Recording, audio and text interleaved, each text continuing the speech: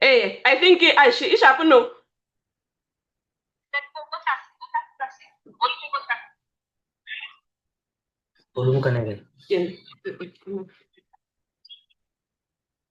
Volume. Yeah, sharp. Volume is sharp. I think no herence jwalo, yeah. I think it's I think it's lava sharp. Okay. Yeah. Okay, sharp.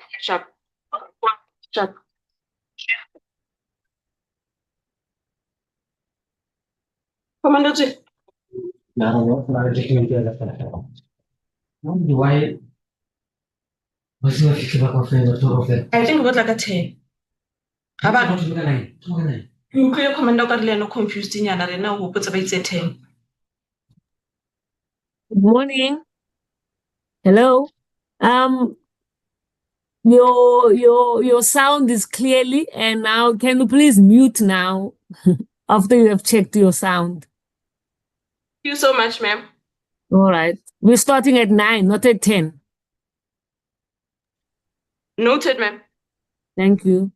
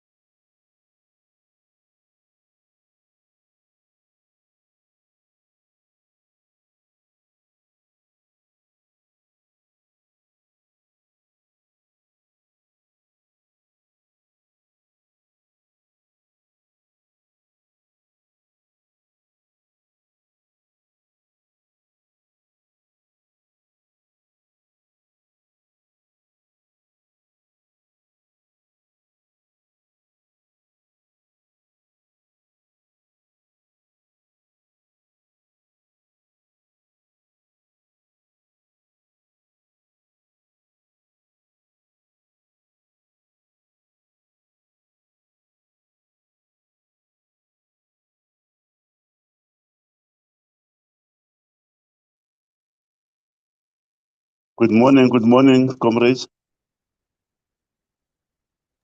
Good morning, Chair. Good morning,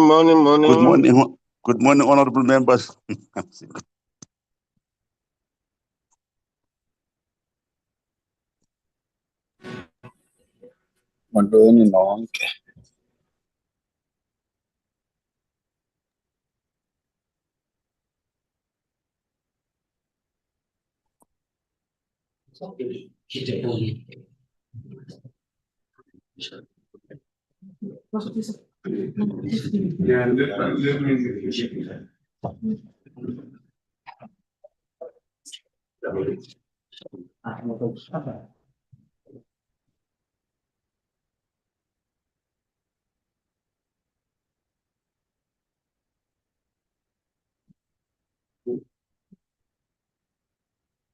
We will hear when they start talking. Okay.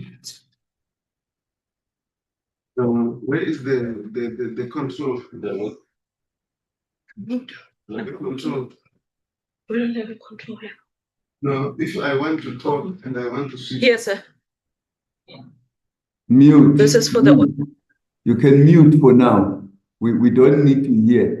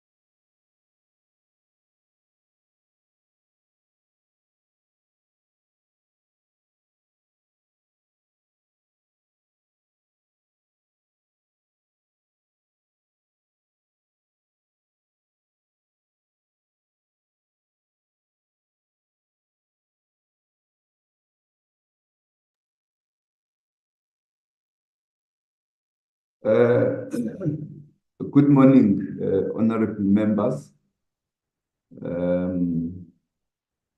Nandipa, do you think we have a quorum? Recording in progress. Good morning, Chair. Yes, we do, Chair. We do have the quorum. You can start with the meeting. Thank you. Thank you very much. Just before you proceed, Chair, Yes. I apologize. I thought I would have time to be with you. I'm still in Tokyo. I'm rushing to the airport. So I apologize profusely. I thought we will have an hour to participate, but the traffic here from here to airport is very heavy. So they are suggesting that we must leave now. That's understandable, Deputy Minister. Thank you very much. Your apology will be official, will be formally noted. Thank you. Okay. Thanks. Thank you. Sir. Thank you. Honorable members, I want to welcome you all and welcome the Minister and the team from the National Defence Force to this meeting. We have quite an involved meeting. It was postponed from last week to allow the minister to also be able to join us. Now, the agenda of today's meeting is as last week's. I think we should then start forthwith. You are all welcome. The co-chair is abroad, but I see he is also on the meeting. We appreciate that. I don't know what's the time difference between where he is and us, but it's appreciated that he was able to join. Can we go to apologies? Good morning, Chair. Good morning, Minister, honorable members, and everyone in the platform. We have an apology from the Minister of Police. Today, he's releasing the crime statistics, and also an apology from the Deputy Minister of Police, Dr. P. Boshielo. She's attending a meeting in Limpopo. And then there's an apology also from Mr. Kwase, who is attending the joint finance meeting today. That's all, Chair. Thank you. Thank you very much. Those apologies are noted. The agenda, honorable members, is as presented on the slide in front of you. Can we have a mover for the adoption of the agenda in the seconder, please? Honorable Ferike and Honorable Niehaus. Yeah, Chair, morning and morning, colleagues. I noted, Ferike, yes. Yes, am I audible, Chairperson? Yes, you are. Good morning and good morning to the colleagues. Now, just on the point of apologies, it may be that I will leave the meeting more around about 12 o'clock, Chairperson, if we are not done at the time due to prior commitments. Thank you, Chair. Thank you. That apology is also noted. Honorable Niehaus. Thank you, Chair. I would like to move that we adopt the agenda, but before I do so, I think you're quite kind to the Minister, Chair, by simply saying that we have deferred the meeting in order for her to be present. I feel strongly, Chair, that we must express our absolute displeasure in the absence of the Minister in the previous meeting after there had been adequate notice for the Minister to be with us. It was really unacceptable that we had to defer our meeting.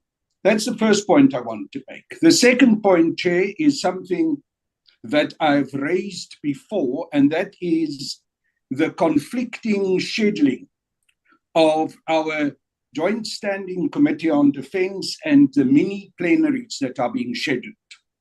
We as members of the National Assembly are therefore forced to make a choice between this meeting and the mini plenaries. Both of them are parliamentary work. And I request you, Chair, to take this issue up also with the scheduling committee and with the whips, because we cannot have these kind of conflicting schedulings. And then lastly, Chair, in the previous meeting, my colleague, the Honorable Virgil Giereke, raised the issue that we agreed that our meetings of the Joint Standing Committee on Defence will be physical, but we continue to schedule them as virtual meetings.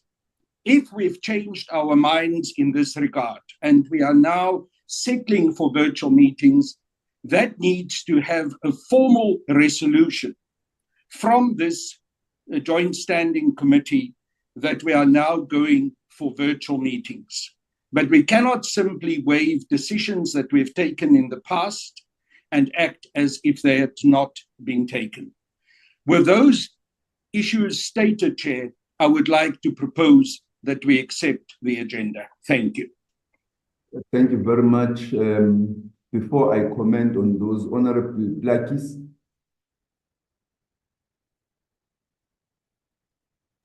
Thank you, Chair. Without any other additions, I will adopt a move for the secondment of the agenda as is.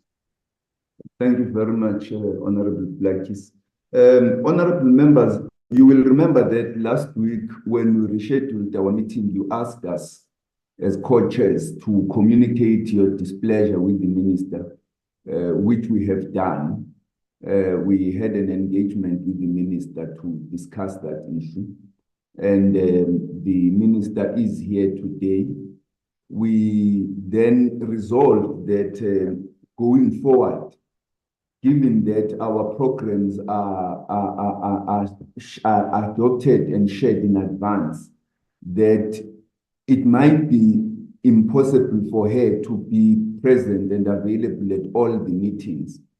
But that notwithstanding, for matters which are not administrative, which require her particular presence, we will ensure that she is present, and that in her absence, she will deploy the deputy ministers to attend our meetings, so that at any given point in time, we have members of the executive present at the meetings of the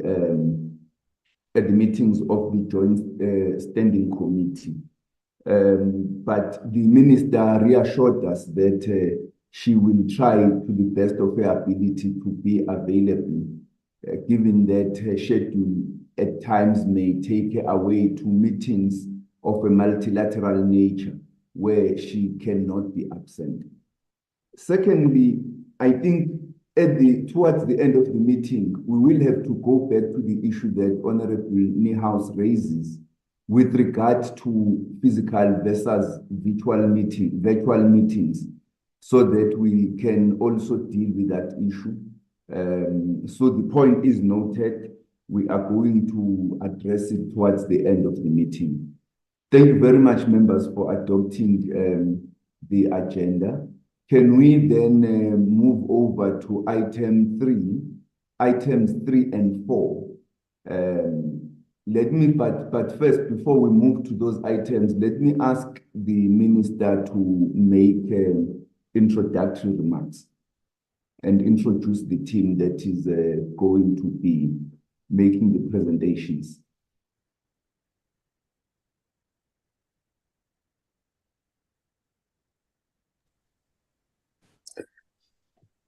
Chair, are you inviting me? My apology, Minister. I note that the Deputy Minister of Police, Honorable Castle Matale, is in the meeting. Okay, thanks. We appreciate your presence, Honorable Deputy Minister. You are welcome. We are happy to have you in our presence. Thank you very much, sir. Honorable Minister, I hand back to you. Thank you.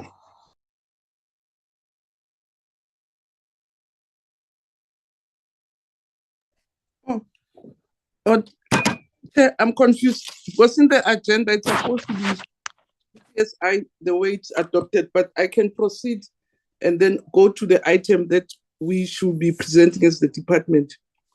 Chair, let me take this opportunity to thank you most sincerely for having us at this meeting, and also having the very subject that is on the table discussed, because it's been an ongoing challenge for the past 15 years.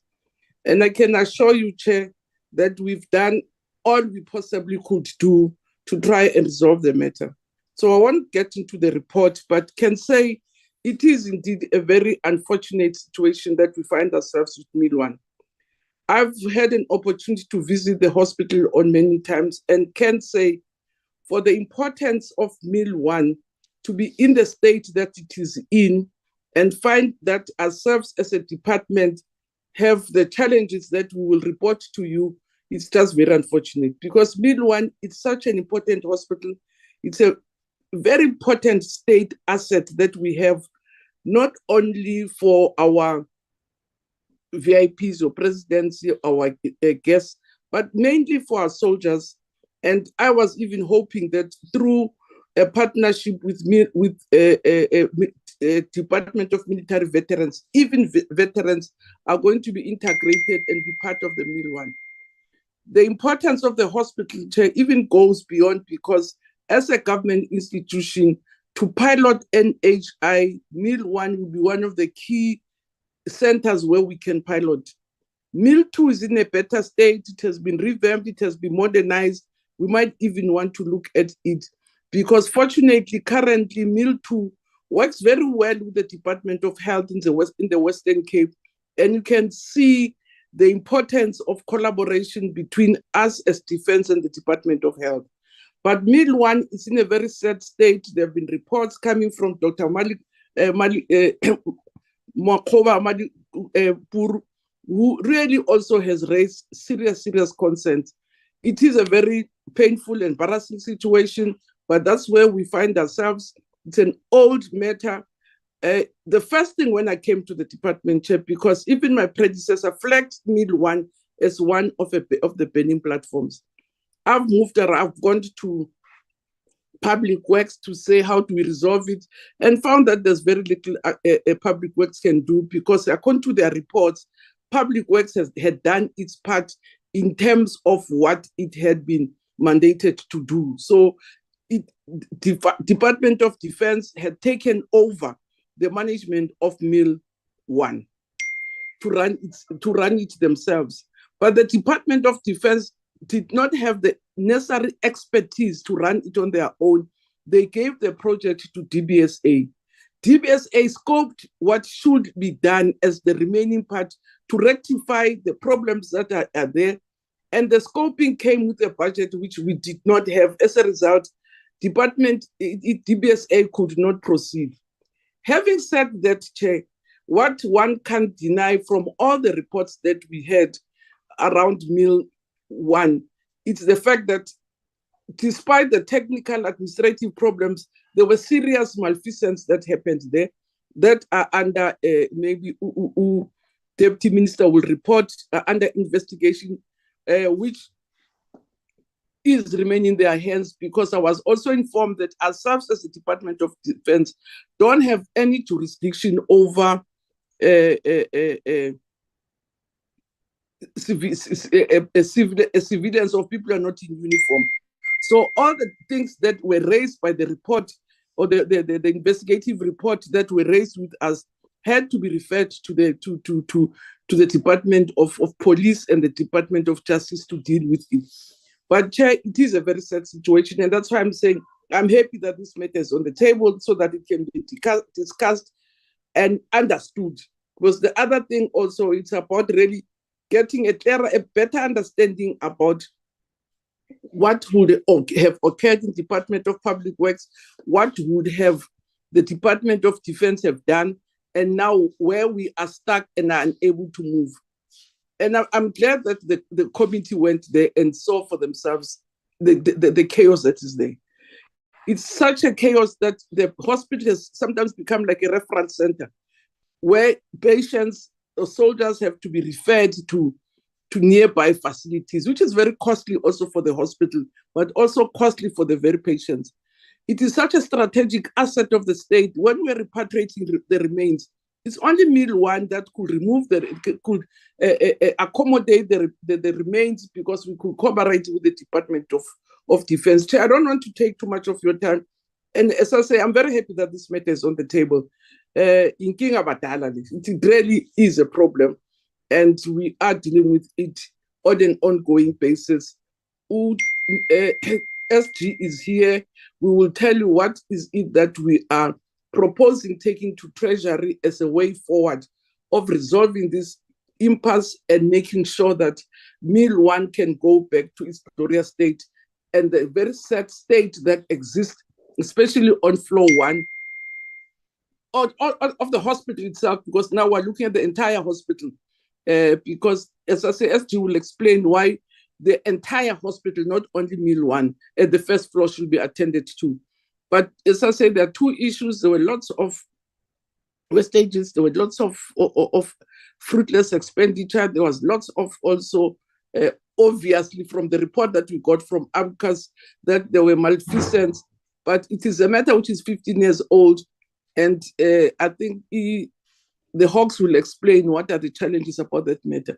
But Chair, I'm really grateful that you raised it, because it's been in whispers for a long time, and for me, it's very helpful that it's on the table and it can be discussed openly, and we can even get counsel on the way forward of how to resolve the impasse now that you are stuck at now the budget to be able to resolve the crisis that we find ourselves in. Thank you very much, Chair. And through your permission, Chair, can I hand over to our Chief of Staff, who will then introduce the team that we brought, but also at the end, we'll request that you allow USG to give the other part of the challenges that are there, especially, which are not necessarily part of the report, but I think will give flavor and an understanding about what this issue is. But I'm very grateful, Chair, that we had this opportunity, especially bearing in mind the importance of Mill 1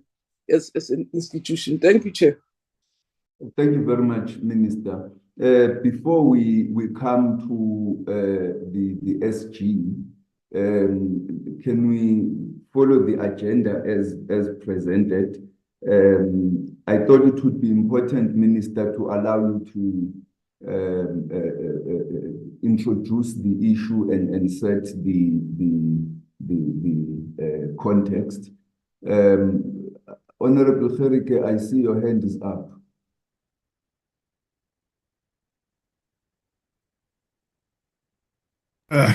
Yes, Chairperson, apology for the interruption. You can proceed with the introduction. It's fine. I just have a very important point to make on the Minister's introductory remarks before we proceed, if you allow me, afterwards. Let us have the discussion, the presentations, and then we will discuss, honorable members. No, Chair, on a point of order, it is not about the presentation. It is about the fact that I want to propose there's an investigation by the SIU and various other investigations, as the Minister has just informed the committee. I want to ask the indulgence of the committee and say, if there are any people implicated in those type of reports, they may not speak in this meeting due to the conflicting interest. That is a problem. So whatever the title may be, whether it's Chief of Staff, whether it's a General, whether it's ever, nobody may come here to give us clarity on an issue that's under investigation, Chairperson. This is a critical point. And I hope we will accept it like this, because otherwise the committee will also compromise its integrity and interfere in that investigation, if you like. Thank you very much. I think, honorable member, we must not jump the gun. The presentation hasn't been made. I don't think we should rush to presume that there will be somebody presenting who is not supposed to be, who is under investigation. I think let's allow the presentations to go on. We are not yet at the point of discussion. When that point takes place, we will then engage with the matter. Honorable Niehaus. Sorry, Chair, but I must disagree with you on your ruling. In the following way, I'm concerned. Those people who are under investigation surely know that they are under investigation, and surely the Hawks should know who are being investigated. So before we enter into any presentation that may be presented to us as a committee by people who potentially could have a conflict of interest and could be implicated, the request of my colleague, the Honorable Gerike, is a very sensible one. Let them remove themselves because they know who they are. As we sit at the moment, we as members of this committee are at a disadvantage. We don't know. And I don't want to be in the position, Chair, and I certainly believe that you don't want to be in the position that halfway or 3/4 of the way through these presentations, we establish that someone who's involved in providing a presentation and explanation or spinning of the situation at one mole is actually implicated. So the simple question that we ask of you, Chair, is to make a request of anyone on this platform who know that they are implicated or who are under investigation to recuse themselves. After that, you have carried out your responsibility. If they then stay, it is for their record and it is for their responsibility. But that request has to come from you, Chair, in a formal way. Thank you. Thank you. Honorable Plakis, I see you put your hand down. No, Chair, my hand is still up. Oh, yes, please proceed. No, Chair, what I don't want us to do is preempt what is going to be presented and who's going to be present. I think the delegation that are here have been chosen to come and give us a briefing. So whatever they have in their own delegation is their own problem.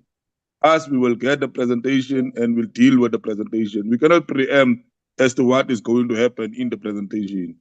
I don't know if our colleagues or honorable members is having prior information other than we are having. We only have the presentations and we thought the delegation that are here are the delegation that is going to present what the Department of Defense wants to present to us. And I think we must leave it there, Chair, so that we let the meeting move. Honorable members, we are eating into our own time. And I think it should be wise for us to take the presentations. Obviously, if there is anybody who is implicated or mentioned in the report, as we sit here, we don't know that.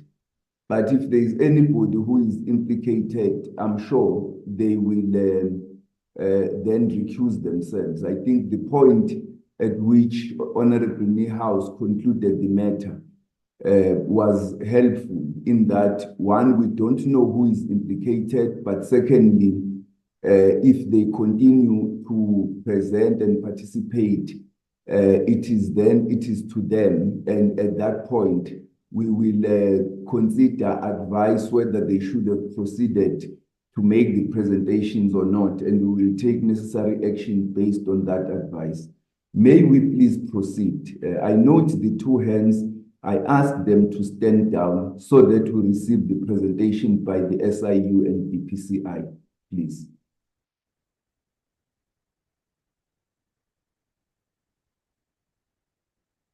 I hand over Deputy Minister Matale. Could you please introduce the team from the SIU and DPCI?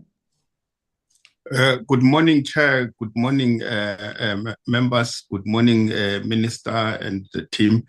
I'm joined by the head of the Hawks, the national head of the Hawks, Dr. Advocate Lieutenant General Lebeya and his team.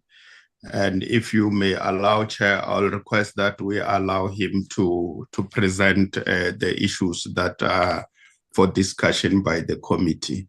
Through you, Chairperson. Thank you very much, Deputy Minister.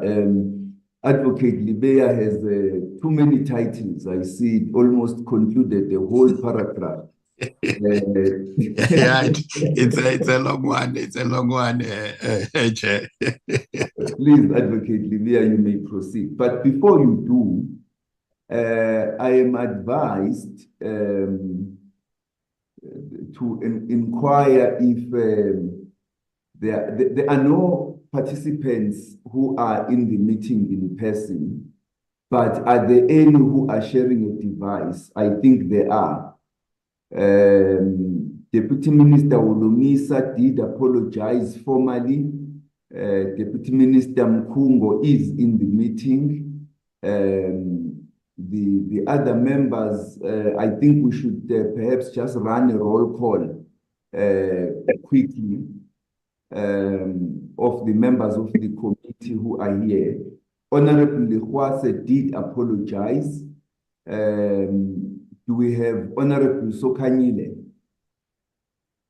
Please forgive me. I'm advised I have to run through this admin procedure quickly. Honorable Sokanyile, are you in the meeting? Honorable Hala? Chair, Mr. Hala was in, but then he called me to say he's having network challenges. He keeps on trying to get in. Okay. Honorable Sokanyile, she is not responding yet. Honorable Shelembe.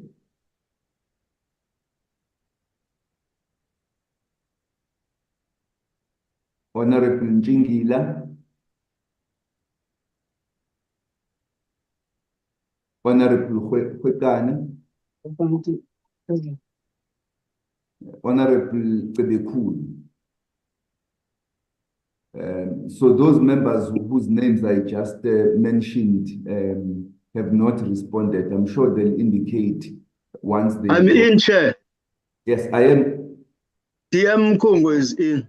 I did confirm that you are in. Thank you. Okay. Chairperson, Mr. Tebekulu is here. It's the Russell Tabs S8. It's him, but maybe I don't know why he's not... he's still muted, but he is here, Chair. The name Russell's Tab, it's him. Okay. Thank you. Dr. Libya, we now come to you. Please proceed. Good morning, Honorable Chairperson and Honorable members, the Deputy Ministers in the platform, and my colleagues. I am using this gadget as my computer is still problematic as I'm on the way. In the platform, there is the Divisional Commissioner of the Directorate for Priority Crime Investigation Operational Environment, as well as the component head for serious commercial crime, Major General Makinyane, who will be doing the presentation. I will maybe at the time of questioning and the answers reach a better place where I can be able to log on another better gadget. So let me allow Major General Makinyane to do the presentation. Thank you very much, Honorable Chairperson and Honorable members. Thank you. Major General, please proceed. Let me also indicate, honorable members, that we received a formal letter from the SIU that they will not be able to make a presentation because they have not been formally asked and tasked to conduct any investigation. So the report we are receiving today is from the DPCI. Major General, you may proceed.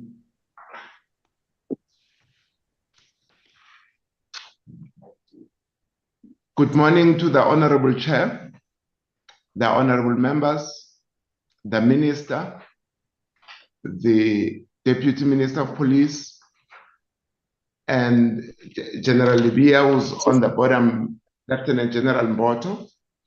May I check if the Honorable Chair can hear us? Loud and clear, thank you. Thank you, Honorable Chair. General Makinyane will speak to the following cases. I will start with the first case, the one of the military hospital.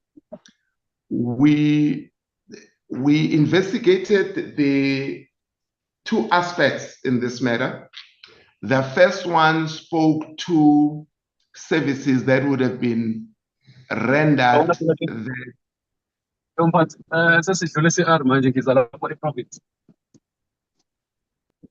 Dr. Libya, please mute.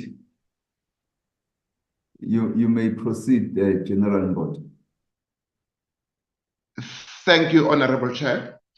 There were two aspects, Chair, that we were investigating. The first one was, it spoke to the service that were paid for and that was not rendered. And the second one spoke to the equipment that was procured and that could not be utilized because it could not fit the premises at which it was supposed to be installed. May I then give the progress on this investigation? We have finalized the investigation, Honorable Chair. There was one document that we needed that would have been from the neighboring country, which would, in this case would have been Namibia. We have acquired the necessary document, and this matter is now ready for us to submit for decision. Thank you, Chair.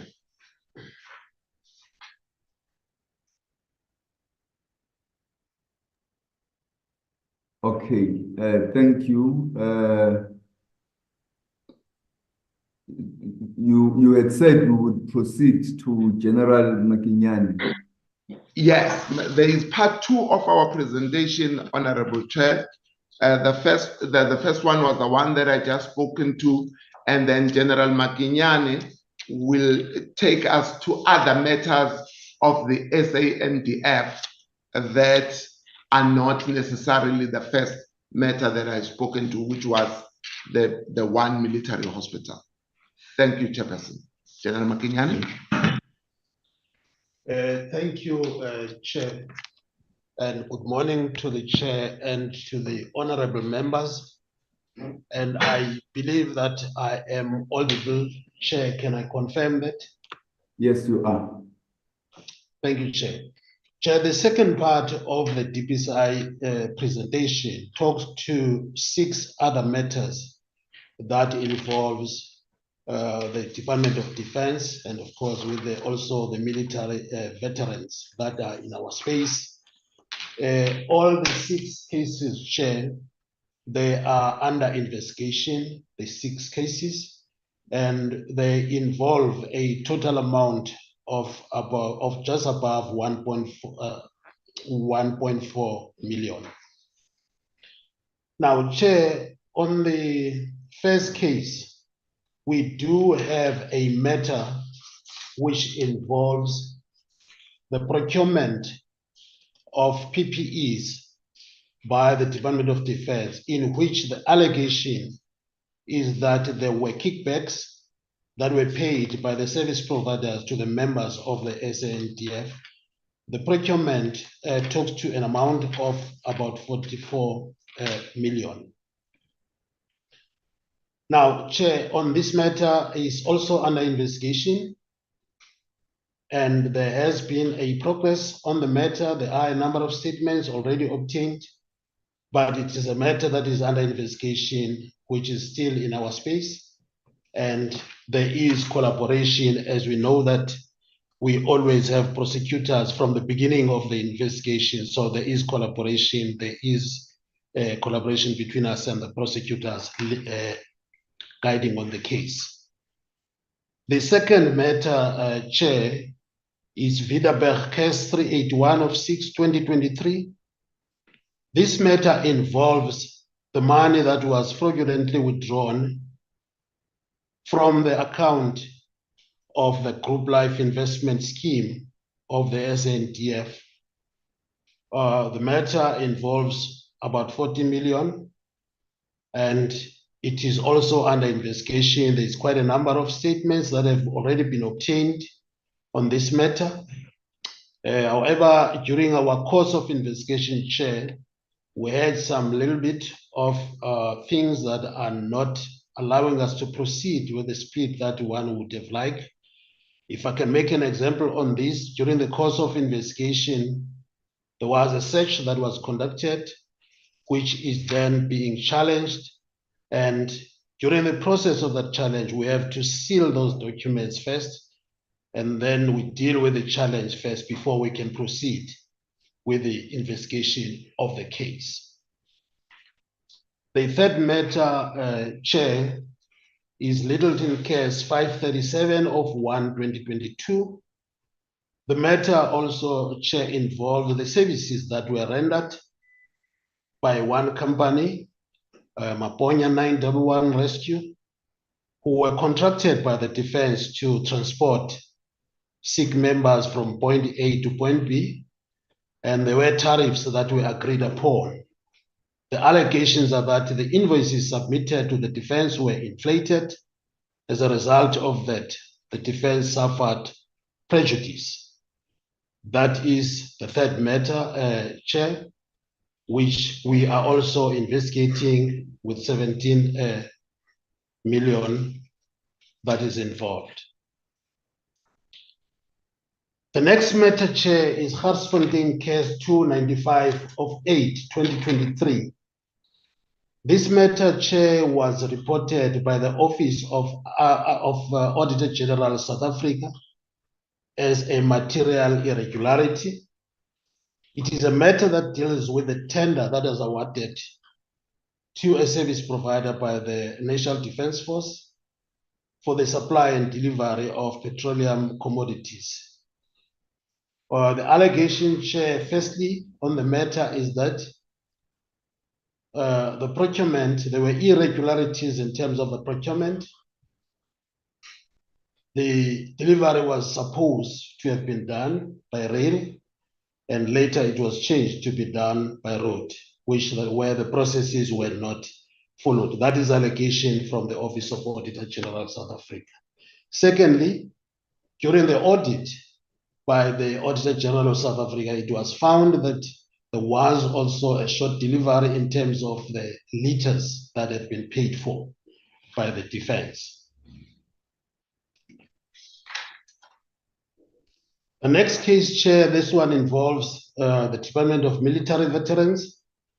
It's a Sunnyside matter, Sunnyside case 166 of 9/2022. There are about 5 service providers that were awarded tenders, and during the awarding of those tenders, the allegation is that the procurement processes were not followed. It's different kinds of services that were awarded to these companies, and the matter is also under investigation, Chair. And then the last one, Chair, is a Pretoria matter, Pretoria 644 of 6/2021, where also it involves the South African Air Force. There was procurement of vehicles, which the allegation says they were used for private use, and they were the procurement caused prejudice to the Department of Defense. These are the matters that we have, Chair. Some of the matters started with the military police in the investigation and were later then referred to the DPCI. That is the last case, Chair. Thanks so much. Thank you, Chair. I think those are the cases that we assist with, Chair and members. Thank you very much. Thank you very much, Deputy Minister and the team from the DPCI. All of the matters which have been highlighted or reported are under investigation. Honorable Niehaus.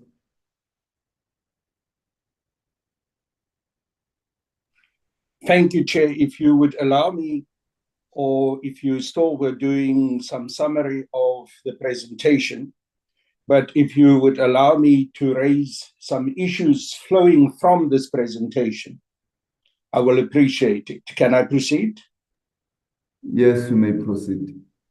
Thank you, Chair. First of all, let me thank the Deputy Minister of Police and also the team from the Directorate for Priority Crime Investigation for making this presentation.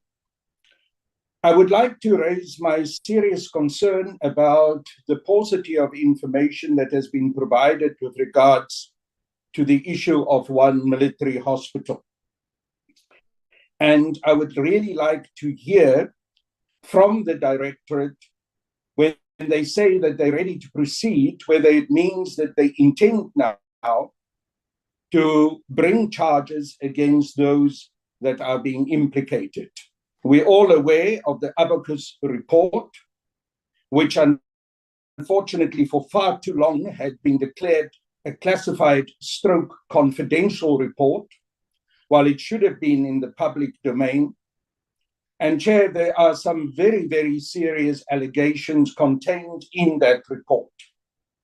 Amongst those, a senior Department of Defense official directly involved with the main consultant with regards to the whole project, and also serious allegations against both the first and the second persons who were involved as project managers in this whole disastrous project.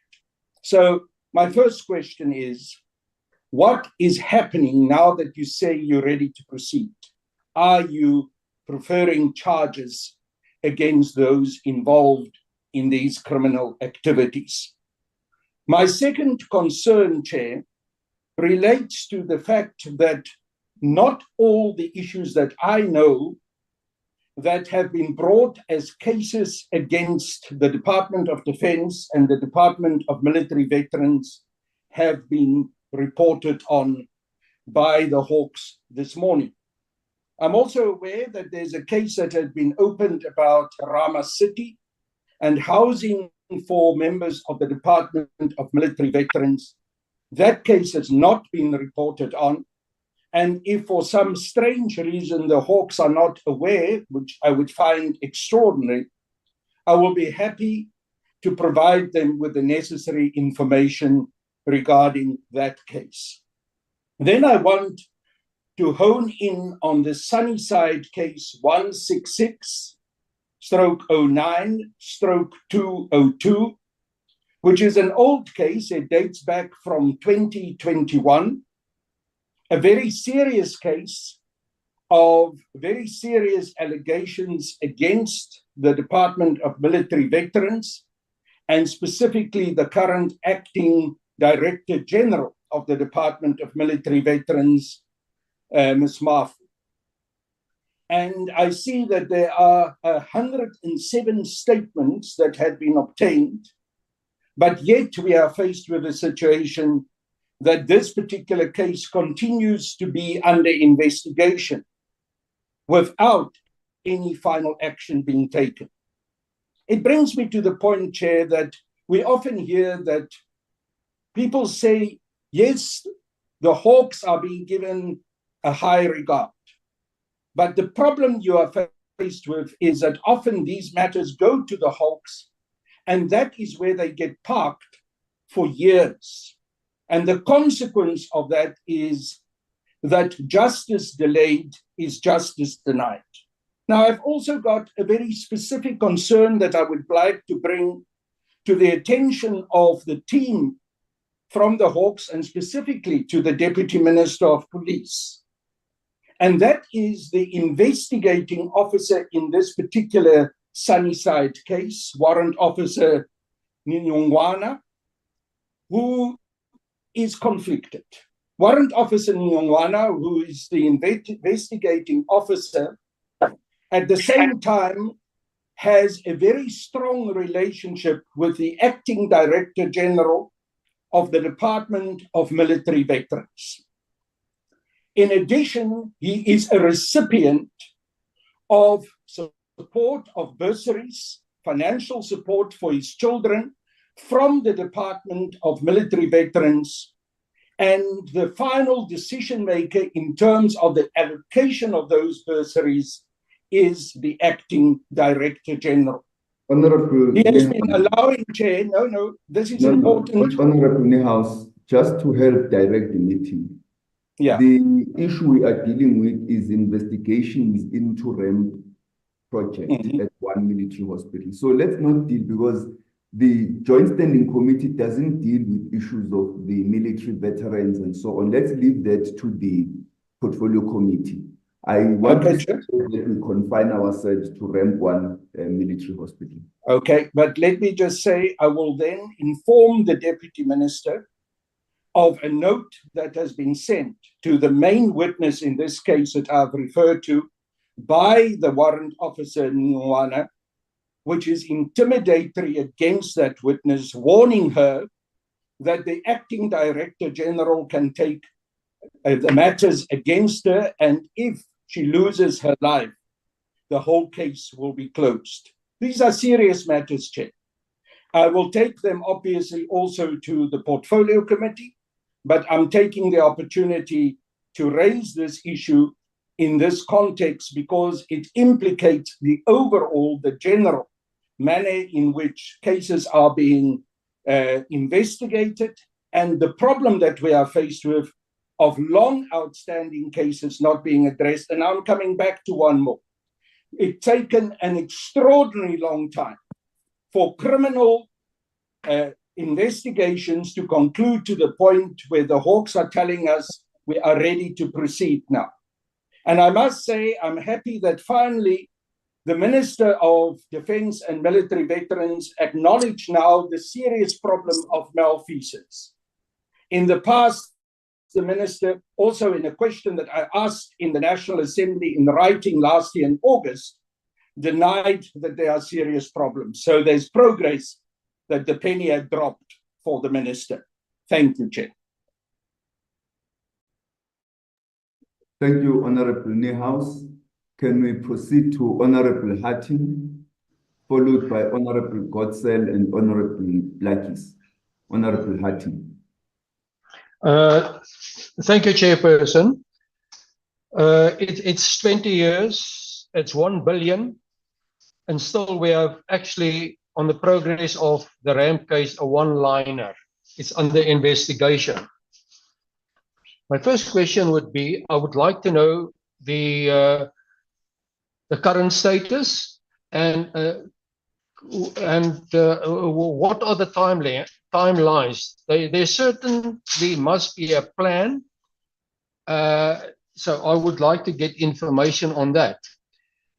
A link to that, I would like to know if it's only one case that is being investigated by the DPCI relating to the ramp project. And then I would also like to know whether the DPCI is aware of any disciplinary cases that flowed out of the ramp project.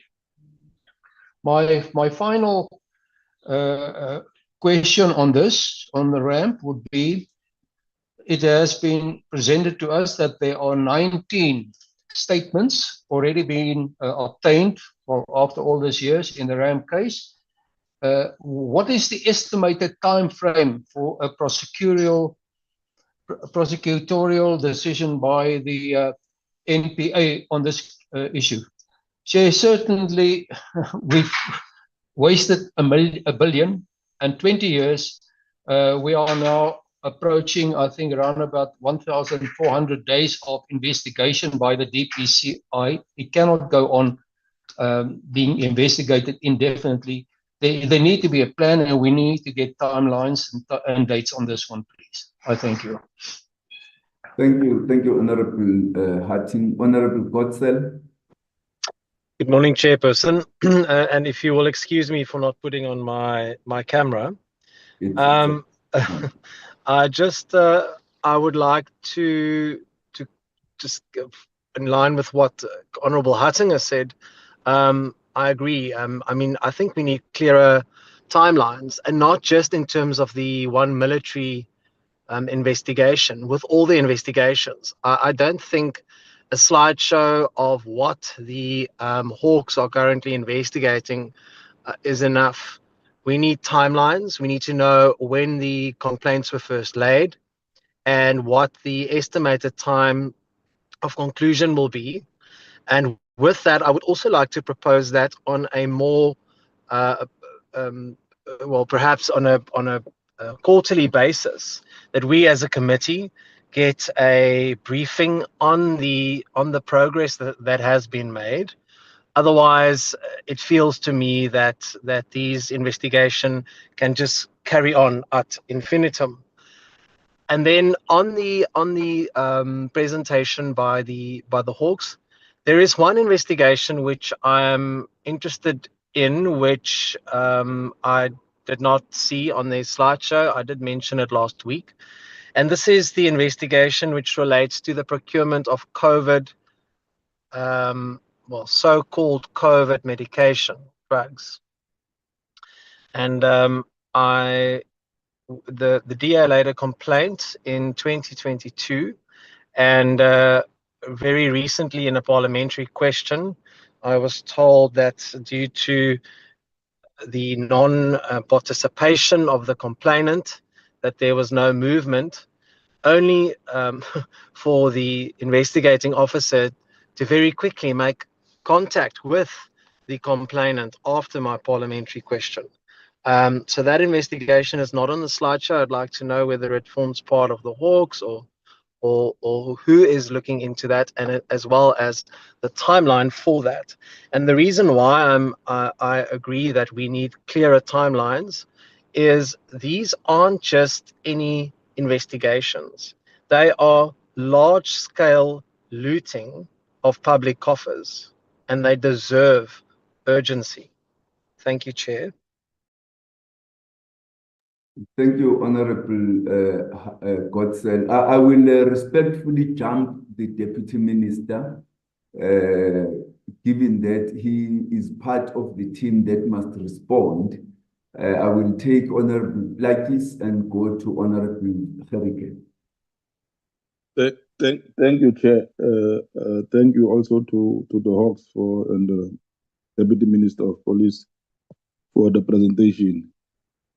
But Chair, I think my concerns have been raised by some of honourable members on the issue that all of these cases are long-coming cases, and the implication on the investigation. What Honourable Carl have been saying is justice delayed is justice denied, which means to say that the longer the case drag, the more we lose evidence on the way. So I think the time frames and how they are going to go about it is very important that we get it maybe. And I think I will align myself with Honorable Kotzel to say that we must maybe get more regular updates on how far the cases are and how they are moving. But I just want to get into the issue of where the cases was handed over. I just to be direct to the Department of Police. They are saying the cases have been investigated by the military police on themselves internally and was handed over to them. So my issue is, on what point was it handed over to them? What was the findings, or didn't they see that they must go forward in prosecuting, or was it the issue of capabilities or capacity in the military force police that have made them to refer the cases to the Hawks? I just want that clarity, Chair, and also on the other matters that I've raised before. Thank you. Thank you, Honorable Member. Honorable Gerike. Yes, Chairperson, thank you very much indeed, and thank you for the presentation by the Hawks. And thank you that the colleagues raised the issue of urgency in this matter and that the process must be expedited. However, Chairperson, I just want to latch on, it's not just about the speed of the investigation, but it goes much, much, much deeper than us rushing the investigation here this morning, and I submit so respectfully. There are issues of precautionary measures that need to be taken by the department, which we haven't been briefed on. There are issues of administrative justice when an investigation is taking place, and there are issues of a comprehensive report that's lacking here this morning, particularly over and above the report of the Hawks. A particular report must come out, must be presented by the Department of Defense. What I am saying is, if you have people under investigation and we have no report that these people have been placed on precautionary leave or suspension for that matter, it may be that these people will interfere in the investigation whilst they're still in the workplace. And that these are critical and important measures, because the Hawks may arrive at the conclusion and submit their investigation to the prosecution. But these people are still in the workplace influencing witnesses and tampering with all other things in the workplace, Chairperson. So tampering with evidence. So those are the type of things that we need to know. Otherwise, these investigations are in vain. It is going to be futile investigations if people are allowed to be in the workplace. Now, we haven't heard, respectfully so, I submit, we have not heard that anybody has been suspended, although these investigations are of a serious nature. We haven't heard that some of these people have been removed from the workplace or from their particular portfolios where they serve as incumbents. So we need to know that from the Department of Defense. That's the basis for me as a member of this committee. The investigation of the Hawks will then be secondary, if you like, with all due respect, unless we get these the basics in order. The investigation of the Hawks may also end up, ending up nowhere if the prosecution is not, or the prosecutors are not satisfied and they find gaps and, all those type of things in the investigation, leaks in the investigation, compromises in the investigation, and then conflicting interest in the investigation, then all these 15 years of investigation will be futile. It will end up nowhere if we do not have the basics in order. So I would call on you. I don't know how you're going to handle this, Chairperson, but we cannot just rush through these important matters without us as a select committee having the full comprehensive understanding of where we are, what has been done, precautionary measures put in place, and the way forward from the department. If people are in these departments still and they were implicated, Chairperson, then it is a serious problem. Then we need to deal with it.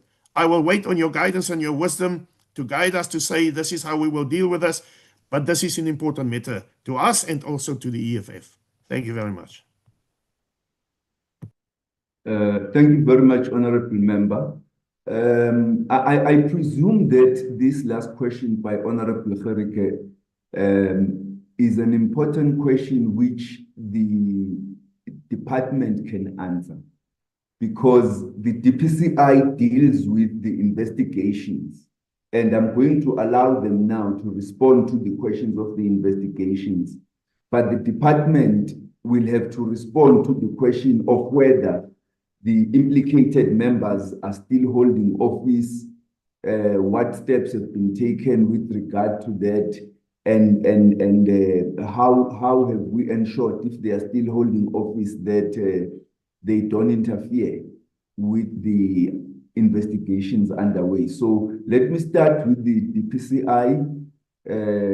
Deputy Minister, I hand over to you.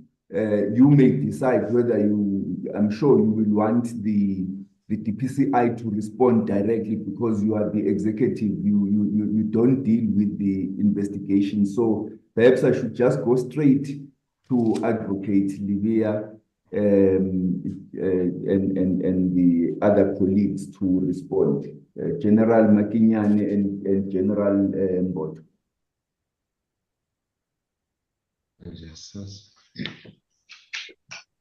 Thank you, Honorable Chair.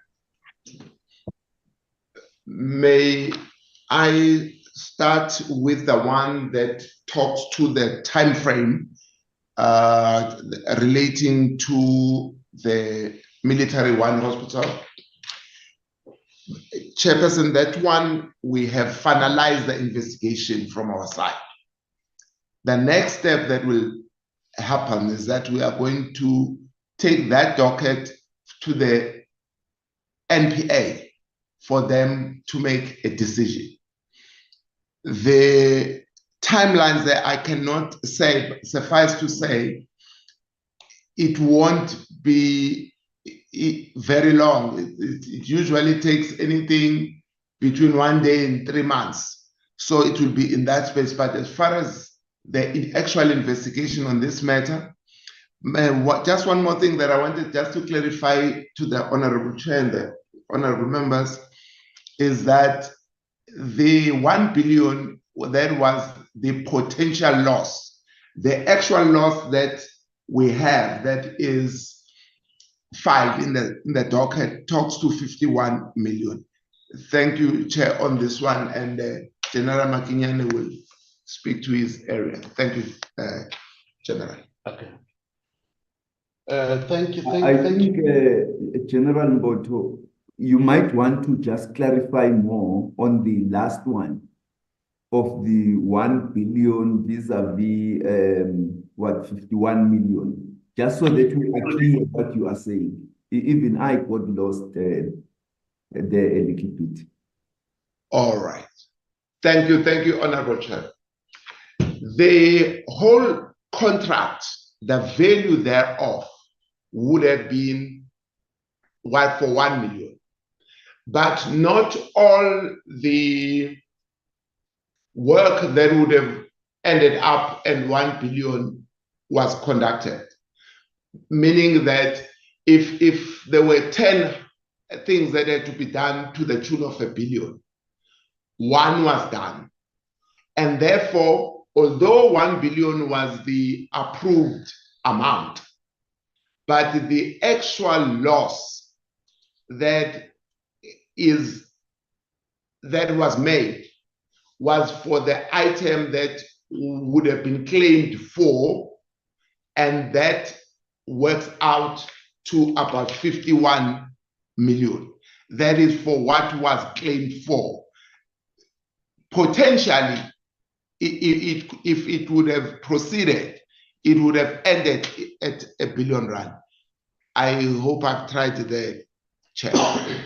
Which means 1 billion rand, which means the department, the SANDF, did not spend 1 billion rand on the project. There was 51 billion rand spent. I confirm that, Honorable Chair, 51 million. Thank you. And before I proceed, let me proceed with the responses. Honorable Nue, I note your hand. I will take you as part of the follow-up responses. Let me go to General Makinyane. Thank you, Chair.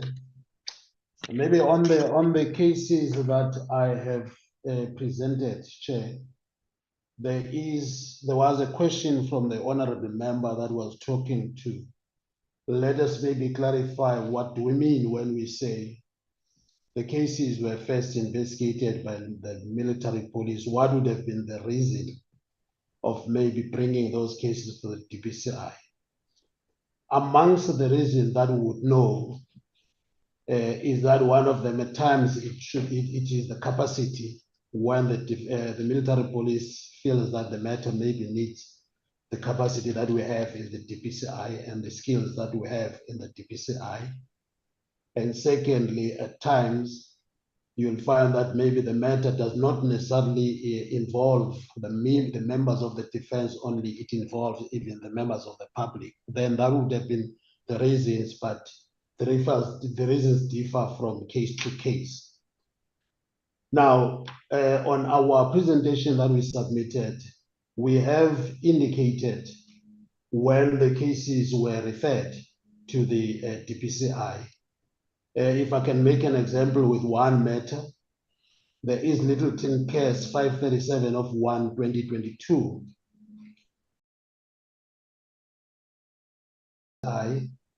In December 2022. Why, when it is referred to the police, it still have a case number registered as 2022? It is because the systems are linked. So I think I have then clarified that part.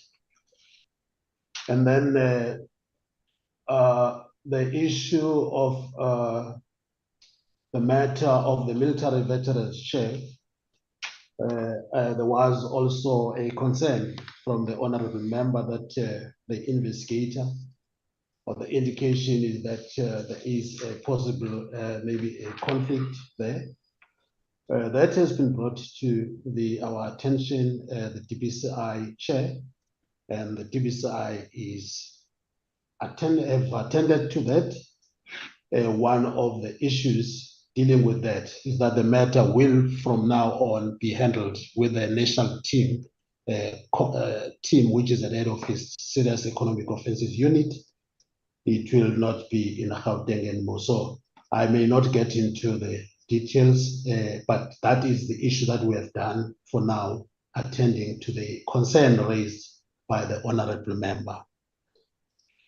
Thank you, Chair. There is also, Chair, a number of, there was an issue around the timelines, Chair, also on the cases. And there was also maybe a request that maybe there might be a need for quarterly basis, on quarterly basis to report progress. I think that one is for the committee and for the chair maybe to decide. But for my side, what I can indicate is that at times to set the timelines, it becomes not necessarily easy on our space because of the investigation. At times you see on your plan that you have to consult with 10 people, but out of the 10 people, the other 10 names come up and the investigation keeps on what you call widening and then the broadening. And the second issue is that, Chair, once we have investigated the allegations, we then submit to the NPA for the decision of the way forward on those matters. So at times that also takes time, which is not possible to estimate. One would have loved to finish the cases in very reasonable times, but the constraints that we have at times, Chair, we may not be necessarily able to put up the timelines with respect to the members, the honorable members. I'm not sure if I've covered anything, Chair. Thank you, Chair. Thank you. Honorable Chairperson, maybe I can also add that the general question of the concern that the DPCI might be parking the cases, not handling them. We just need to be indicating that we do not park the cases. We try our utmost best.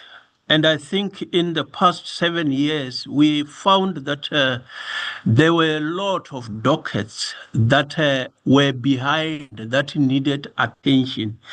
We have worked on that.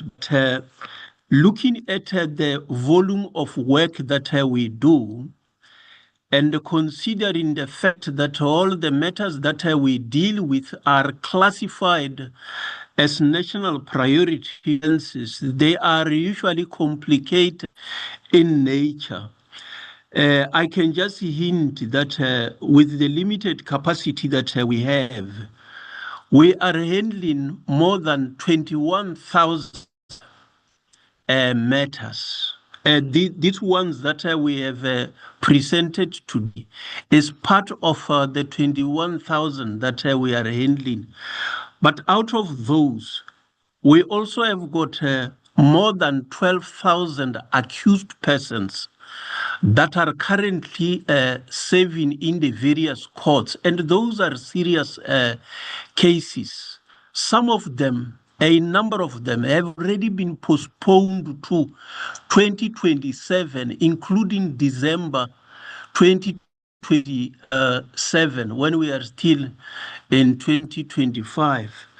So we also have got more than 1,800 that have been completed, which the National Prosecuting Authority is applying its mind as to whether to prosecute or otherwise. So I'm just wanted to be addressing the concern that we are in cases.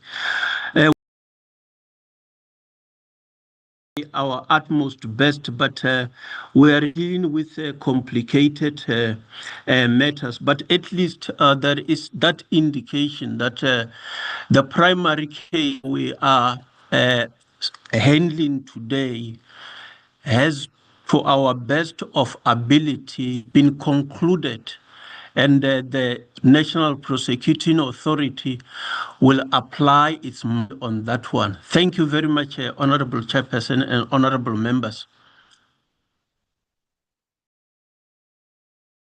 Thank you very much. I will take Honorable Nue.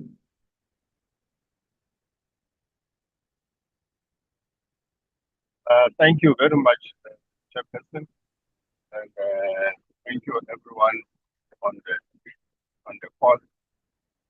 Chair, mine was in relation to the response and the effect that the one military hospital issue is finalized, but then the response said be handed over. It may take 1 to 3 months.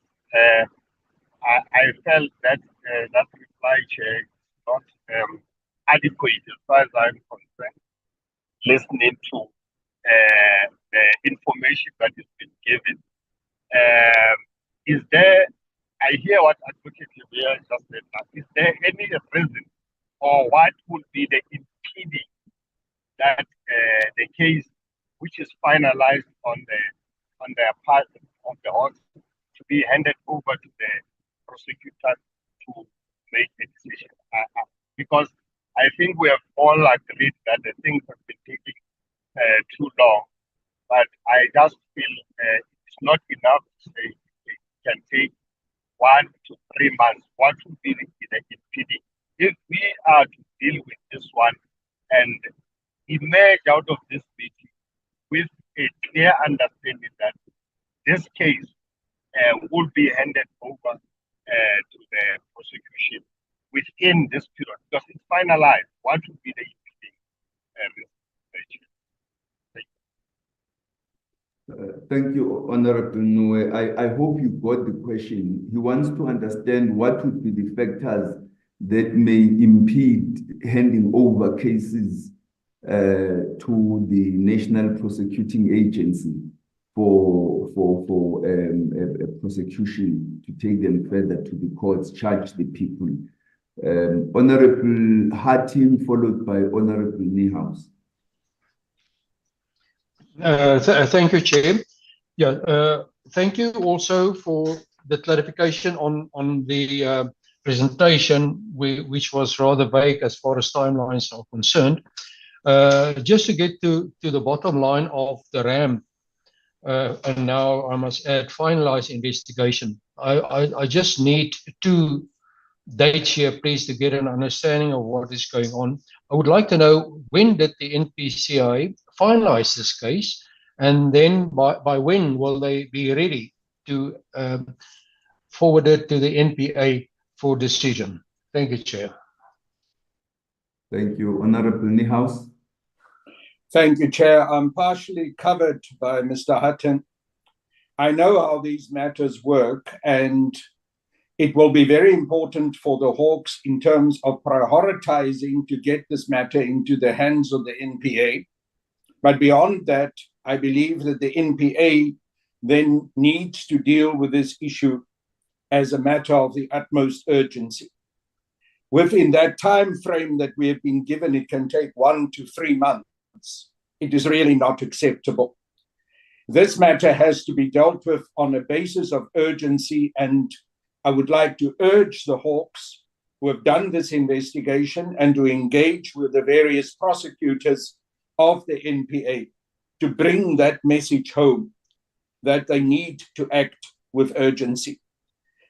Then, Chair, just as a matter of information, I would like to inform the Hawks that the intimidatory call that the main witness in the Sunnyside case has received was only 2 days ago from Warrant Officer Nongwana. So I would like to know at which point, according to the information that they've given us now, the matter has been moved away from the warrant officer and is now being dealt with at a different level, and what consequences are there going to be for the warrant officer continuing to meddle in the case. And I will provide the necessary information including also the messages that I've received from the main witness in this matter. Thank you, Chair. Thank you. Can we take the other points were comments, Honorable General Libya, but can we respond to the follow-up questions which have been asked? Thank you very much, Honorable Chairperson and Honorable members. I will request my colleagues to deal with those, but just to clarify the issue of the period of 1 to 3 months is approximate period that we are estimating. Indeed, when we collaborate with the NPA, we will be sensitizing about the urgency of this matter, that these matters need to be decided speedily, especially in the sense that we work together from the beginning of the investigation, so it is not supposed to be taking long. But obviously, the National Prosecuting Authority is also cautious in applying its mind that it is an independent entity. At times, it takes long. That's why we estimate we have got some of the matters that have actually taken more than 3 months. But the National Prosecuting Authority, especially at national level, have emphasized that where matters have exceeded 6 months, we should engage national level so that they may oversee what is happening at the operational level, at the advocates level that make the decisions. So we have taken note of that one. Indeed, we shall emphasize the urgency of this matter so that a decision can be speeded up. I will leave my colleagues to deal with the others, but where there is information on the intimidation of witnesses by one of our own, we would like to deal with that one. And I think that we will be able to engage the Honorable Niehaus so that we get that information and it can be investigated. We will not be elaborating on this because we might have to be informing the individual that you are now under investigation in terms of the disciplinary code before he pick it up in the media space. But let me allow then my colleagues to respond to the direct questions that have been raised. Thank you very much, Honorable Chairperson and Honorable members. Yes, please proceed, General Mboto and General Makinya. Thank you, Honorable Chair. The national head has already covered the one that spoke to the 3 months, the period, that it is just a mere estimate from our side because they are independent from us and the time frame that they take, we have no control over. But the one that we have the control over is the one that was asked by the Honorable Adam when he asked, when are we going to send this docket to the prosecution for decision? The documents that we have received this week, so ourselves as the DPCI would have submitted that document before the end of the coming week. So by Monday, Tuesday next week, we would have submitted the docket. And I also don't need to cover the issue of the action that we'll do relating to the threat to the witness because Dr. Libya has spoken to that one. Thank you, Honorable Chair. Chairperson. Please proceed. Chairperson, my direct question was, when did the NPCI completed the investigation? That was not responded to.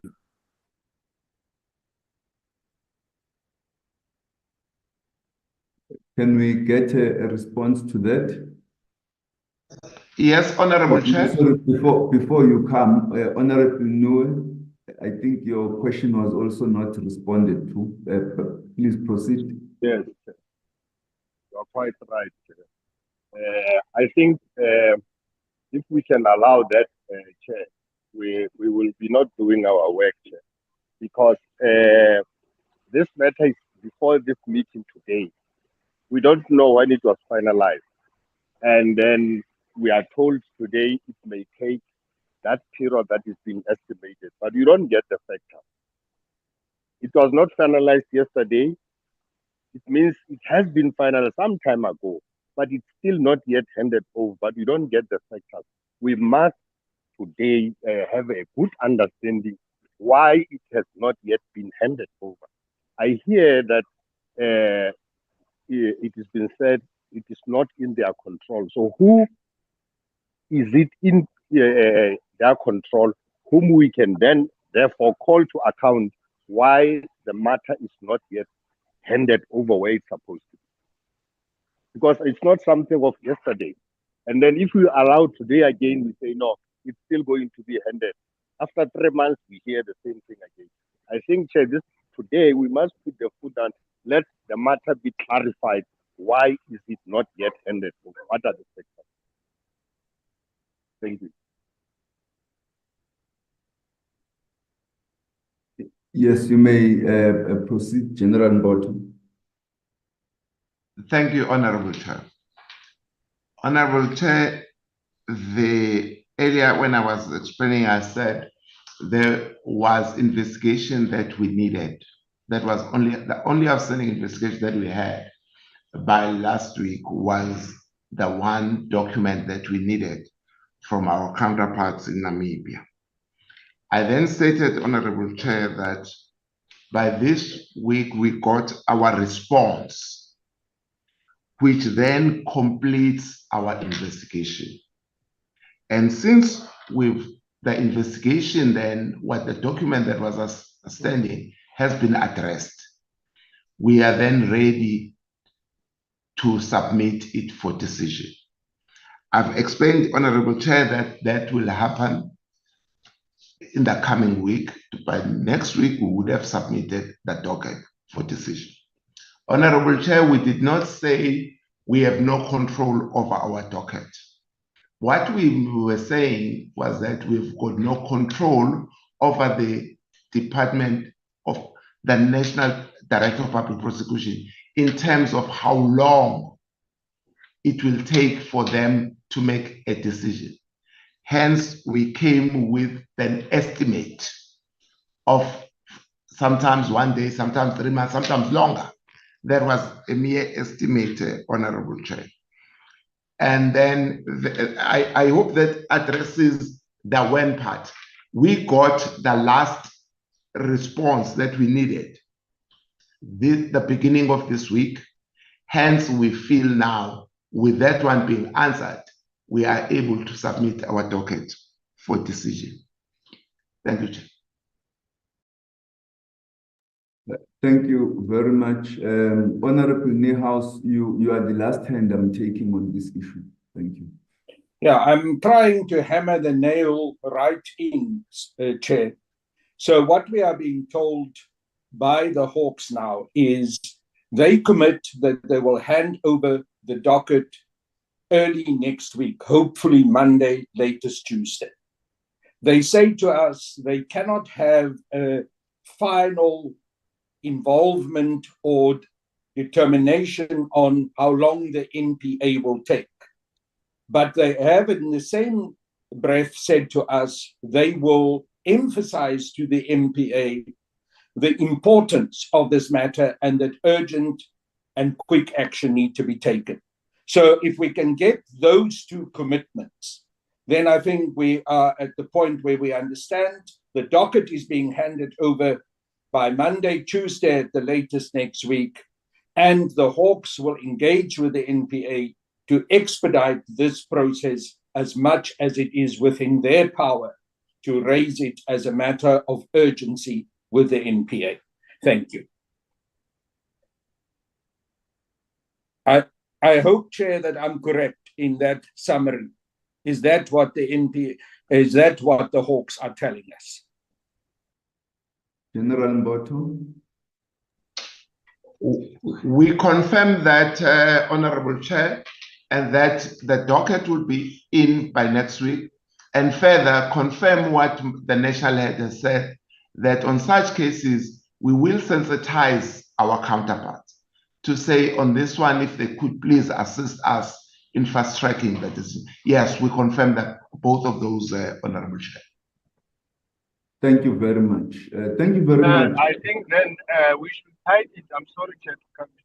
We should tighten it by saying once it has been handed over, there must be something written to the Secretariat to indicate that it has been handed. Honorable Noe, you may not speak without being recognized by the chair. But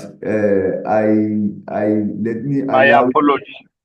Thank you. Let me allow you to speak, but you are not very audible. You are not very audible, so please try to, I don't know whether you are on speaker or what, but your voice is scattered. It's difficult to hear. I'll finally take Honorable Blackie so that we move on to item 4 on the agenda.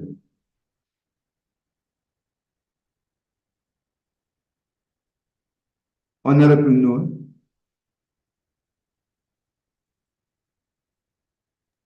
Sorry, Chair. Were you saying you can't hear me? You are not audible. Yes, you are not. How is it now, Chair? You are better now. No, it was just a small addition to what Honorable Neuhaus was saying, that, Chair, we should tighten the undertaking that once the docket has been handed over, we must be informed through the Secretariat that it has been handed over, so that we know there has been a movement. Thank you, Chair. Thank you. Honorable Blakis, and finally, Honorable Gerike. I think we are really eating into our time. There was a proposal on regular engagement on or feedback on this matter. Honorable Kotzel have made that proposal. I've seconded it. So I think we should wait and get that regular updates on how far this matter. Thank you, Chair. Thank you very much. Honorable Gerike. Yeah, Chairperson, I've submitted the question and I regard the question as critical. Can you give me direction as to how you're going to deal with that question? Before I respond, please. Could you help us recap what the question was? The question was about the situation in the workplace at the moment. You have repeated some of it. And it is answers that we need from the Minister with regard to whether some of these people have been suspended on precautionary to avoid them to interfere and tamper with evidence and so on. The people that are implicated in the investigation, certainly they must have information about who is implicated and who is not implicated. The reason why I'm asking this is because we have heard of intimidation and victimization taking place at certain departments within the military division. And it may eliminate some of the evidence, have a direct influence on this when this case is going up for prosecution or the decision to prosecute. It is critical to this all whether people are still in the workplace and what is the position of the department, whether they're going to take precautionary measures, whether these people are on suspension or on leave or whatever, Chairperson. Otherwise, the entire exercise, and understand my reasoning for this, the entire exercise may be in vain or a futile exercise if we do not have the foundation right. This is my submission, Chairperson.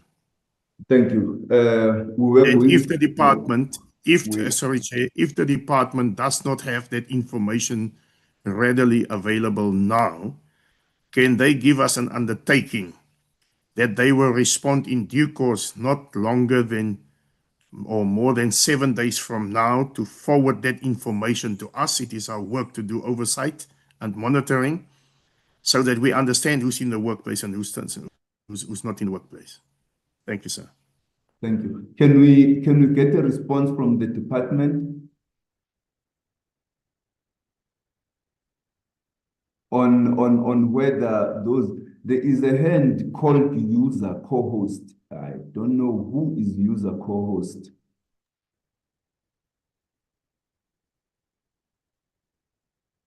Who is user co-host?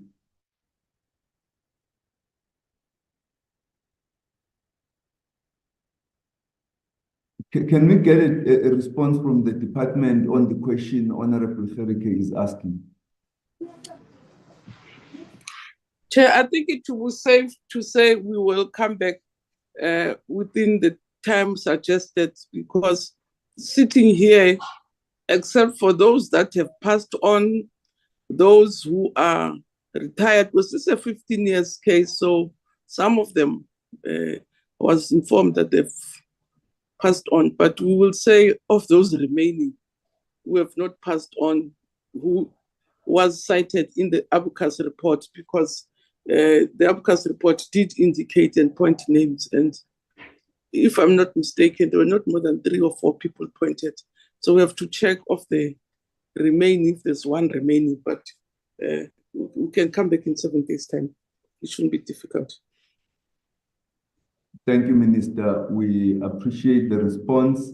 Can we then proceed, Honorable Minister, to the next item, which is the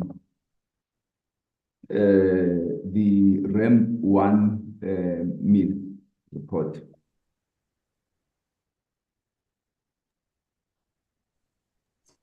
Your guidance. Can the chairperson hear me? I don't know who you are. I don't even want to hear you. I've been asking who is user co-host. I don't know who is user co-host. I've been asking Chairperson, my apology, is the Chief of Staff of the SANDF. We are using where all of us have assembled, so we are assisted by our IT. I didn't even realize what name have they put in there. My apology, Chairperson. It is me. It is me, the Chief of Staff. Chair, the Minister has already responded on the previous question, so I will leave it at that. Just to say, Chairperson, we are here with a team from the SANDF, and the team is myself, the Chief of Staff. It is then the Chief of Logistics, Admiral Mkonto. I also have the SG with me. And there is also the presenter, that is General Kekana. And I also have the Provost Marshal General, that is in charge of the military police in the SANDF. And on that, Chair, I wouldn't want to waste time, but to ask the presenter to start with the presentation. He is under the Chief of Logistics. I'm going to skip the Chief of Logistics just so that we move faster in terms of the presentation. If General Kekana can hear me, can you kindly load the presentation so that we can start? Chairperson, with your permission, sir. Over. Yes, you may proceed, General. Chair, sorry, Chairperson. I beg for your indulgence. It's Pascal here. I wanted to, yes, I wanted to ask if the issues that DPCI was expected to deal with, if they are concluded, we will request that we be excused unless if we are still needed. You are allowed, the Deputy Minister, with the DPCI to be excused. Thank you very much, Chairperson. Thank you, members. Thank you, Chair. Thank you. Okay, General Kekana, you may proceed. Thank you, Chairperson. Morning, ministers, chairpersons, and members of the committee, and the generals from the Department of Defense. As I've been alluded to, I'll be doing the presentation on behalf of the department regarding the brief on the upgrades of the 1 military hospital. Please proceed. The aim as I've alluded to, is to update the Joint Standing Committee on Defense and Military Veterans on the upgrades of the one military hospital. The scope, in order to address the matter on the agenda, will look at the background of the ramp, the appointment of the professional service providers, financial implications, the project cost estimates of 2020, and then we'll conclude, and then we'll be handing back to the chair for discussion. Honorable members, Minister, and the chair, and the members of the committee, I must indicate that the ramp project, it was originated by Department of Public Works in 2005, where it was implemented successfully within the Department of Correctional Service and Justice and Constitutional Development. The aim of the ramp was to repair the facilities to its original design. As such, it was not intended to cater for the new upgrades or the new technologies that are required. It was just to maintain the facilities to its original designs.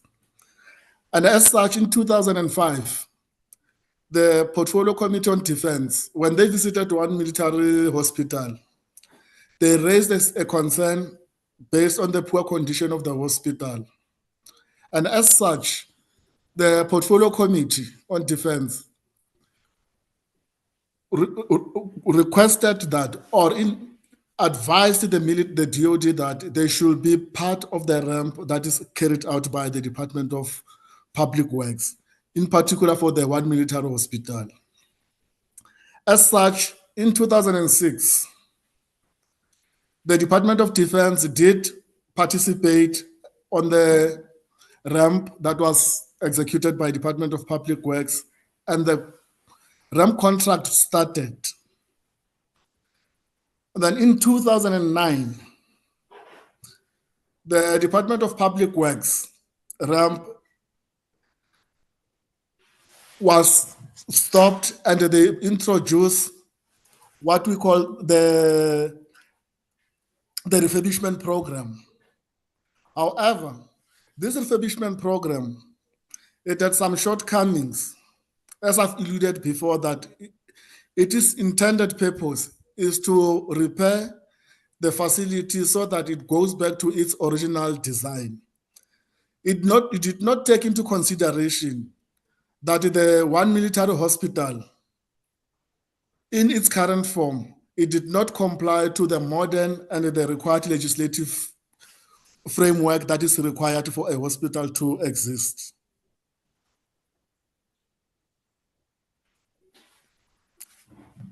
Then it was in 2006, again, where it started. I must say that in 2011, the Department of Public Works, as the ministers alluded before, they completed what was scoped and designed for the ramp. However, the critical requirement for the one military hospital were not successfully addressed. That is the functionality of the first floor. I think the members of the committee did visit that floor.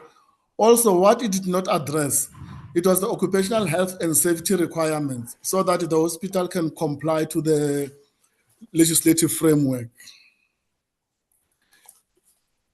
In order to mitigate some of the conditions at the one military hospital, after Public Works completed the ramp, they then instituted what we call total facility management, which was to address the day-to-day maintenance issues at the hospital, including the emergency repairs that were required.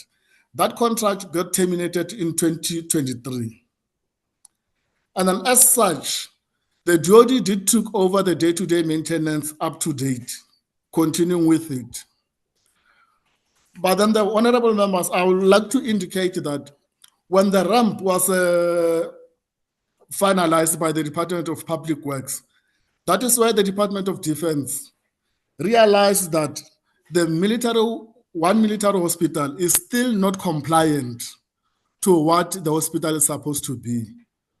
We have then since appointed the professional service provider with the intention that the service provider will come and assist us to make sure that the hospital is modernized, and they'll be able also to assist the department with the proper scoping to make sure that the hospital will comply with the occupational health and safety, as well as other legislative requirements, since the DoD does not have those capabilities. As such, the service provider was appointed as a consultancy, and they provided this specific built professionals to assist us. As a result of the appointment of these professionals, that is where you see the walls at one military hospital were broken. That was from the advice from the professional services to modernize the hospital so that our medical equipment can be able to fit in as per requirement. We had to break the walls to allow that to happen. For the pharmacy to be able to comply, we had to break certain walls. And therefore, that was from the professional advice that we have. Hence, we indicated that the appointment of Tektura, which was the principal agent, it was the same service provider that was doing the ramp during the DPW project, which was ceded to the DoD. And then their appointment as a professional service provider to the department, it was for them to provide the services to us as a principal agent from the inception of the project until the project closed out. This process was followed properly, where the procurement processes was concluded in March 2025, and then also the legal documentation that required the Secretary for Defense as the county officer to sign, which was done in September 2015.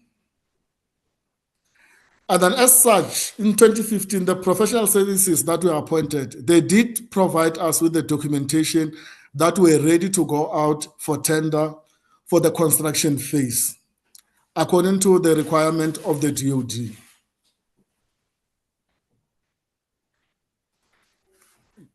Can I get the next slide, please? Now, due to the unavailability of funds, the project could not go through. However, the DoD had a memorandum of agreement that was signed between ourselves and the Development Bank of Southern Africa. And then on that, we did ask the DBSA to assist in terms of refurbishing the 7th floor of one military hospital. And it was delivered on a timely time that was agreed upon.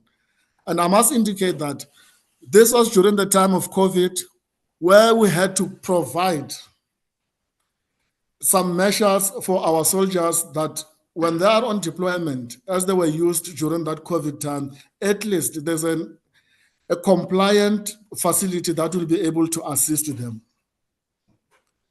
And then as such, because of the DoD, we didn't have the capability for the project management unit. We then asked DBSA to say, can they seat the contract of Tektura so that they become, the DBSA become our implementing agent, then Tektura remain our consultants on the project.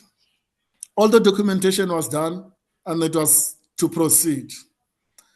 Now, this process as well, it will not continue to finality because the lack of the funding. Next slide, please. In terms of the financial implication, the total cost expenditure, as from when the DPW started with the ramp until we have delivered the 7th floor, is as follows. From the DPW project, the expenditure, it was 493 million, which they managed until the finalization and the closeout of the ramp project. And the DOD, from our side, we have spent 52 million as from 2015 to 2020. That included the one military hospital's 7th floor. Now, based on the documents that I've indicated that the principal agent or the consultants together with the DBSA, who were going to be our implementing agent, we came with the cost, they gave us the cost estimate after they've gone through the scoping and addressing the requirements of the DOD. As of 2020, the building work that were required to make sure that the hospital complies, it was estimated to be 580 million. And the medical equipment, it was estimated to be 799 million. In total, the estimate is 1.4 billion for the total project of the entire one military hospital. And then in conclusion, for us to proceed with the refurbishment and the upgrade of the one military hospital, first floor and other related services, we need the funding. And then as per project execution plan that was provided by the professionals and the DBSA, as it was going to be the implementing agent, they estimated that it will take 29 months to complete the construction phase and make the hospital habitable and serviceable. Thank you. Chairperson, may I? Thank you, the Honorable Minister. Chairperson, thank you very much. May I please request the SG just to complete the presentation to emphasize on the issues in terms of the way forward of the project. SG, please, if you can come in. Thank you. Oh, thank you, Chief of Staff. Thank you, Chairperson and members of the Portfolio Committee. In the presentation, General Kekana stressed the importance of compliance and modernizations of our facilities in order to comply with the relevant statutory requirement. In this regard, as the SAMS, we decided to review, inspect all our facilities in terms of compliance with statutory requirements as required by. And we found that most of our facilities were built during the time when the military was not really obligated to comply with statutory requirements. And unfortunately, in this day and age in South Africa, if you are an institution or an entity that deals with the health of living beings, in this case, in our case, animals and people, we are required by law to comply. Now, most of these facilities, we found that they do not comply. And apart from the fact that they are old and dilapidated, majority facilities, for them to comply, they require total rebuilding in order to comply with these requirements. And they are, whilst you can refurbish, you also have to bear in mind the advancement in technology that is happening on a daily basis, that your facilities and equipment needs to comply. And the parameters of these buildings may not be of acceptable level. Members of the Portfolio Committee indeed will remember that we are currently dealing with the issue of our pharmacies that do not comply. Now, one military hospital is one of those facilities that require total refurbishment or build in order to comply. Now, members will know that modern construction standards and techniques are designed to be environmentally friendly, and the structures that we build should leave a minimal carbon print and be energy efficient. While modern construction methods are quite efficient and quick, they are not cheap. Funds are required, as General Kekana has indicated. Now, the SAMS came up with a plan in order to address these challenges. And we took it upon ourselves to engage with the Treasury. These are the employees within Treasury at our level in order for advice in terms of what to do. And this is for us to consider procurement and acquisition through the use of PPP. And there are various options that members of Treasury has advised us. And this, I must hasten to state that it was done informally. And the discussions have been very fruitful. And until we have presented this within the leadership of the Defence Force and the relevant engagement with Treasury and approvals are obtained, we may not state exactly what are the plans that are in place, but I must assure members of the committee that we do have plans that we believe Treasury is in support of the options that we can pursue. And we hope that once we agree with Treasury and approvals are obtained, we will be able to come back to members of the committee to tell you in terms of the way forward. And this is a total facility plan for all the facilities in the SAMS. And there's quite a big portfolio in this regard. So I just wanted to indicate that the presentation may not have indicated what the way ahead is, but we do have a plan in place.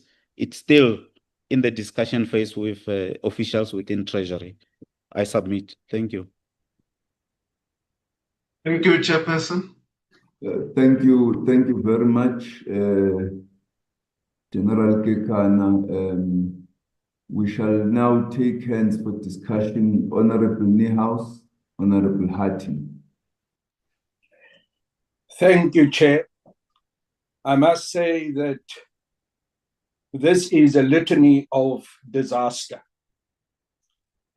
And the abbreviation RAMP in Afrikaans means ramp, disaster. Chair, I can't even begin to understand how it was possible in 2005 for a decision to be taken to have a repair and maintenance program of the Department of Public Works that was specifically meant for facilities such as prisons and such as police stations.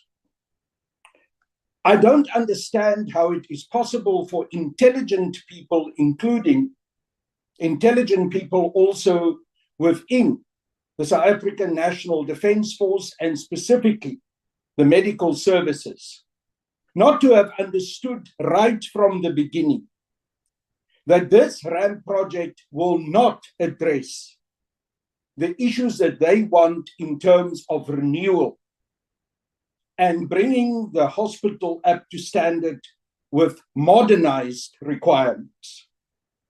Surely this should have been the most basic thing. It is not rocket science. And why do I emphasize this? There was more involved here, and there was corruption involved here. It was not wisdom that was followed, it was the smell of money. And therefore, those who were responsible right at the beginning, and I hear the minister talks about people who've gone on pension and others who've died, etc., etc. But responsibility has to be brought to those who took these idiotic decisions right at the beginning. Secondly, Chair, I hope I've heard wrong, but I probably didn't.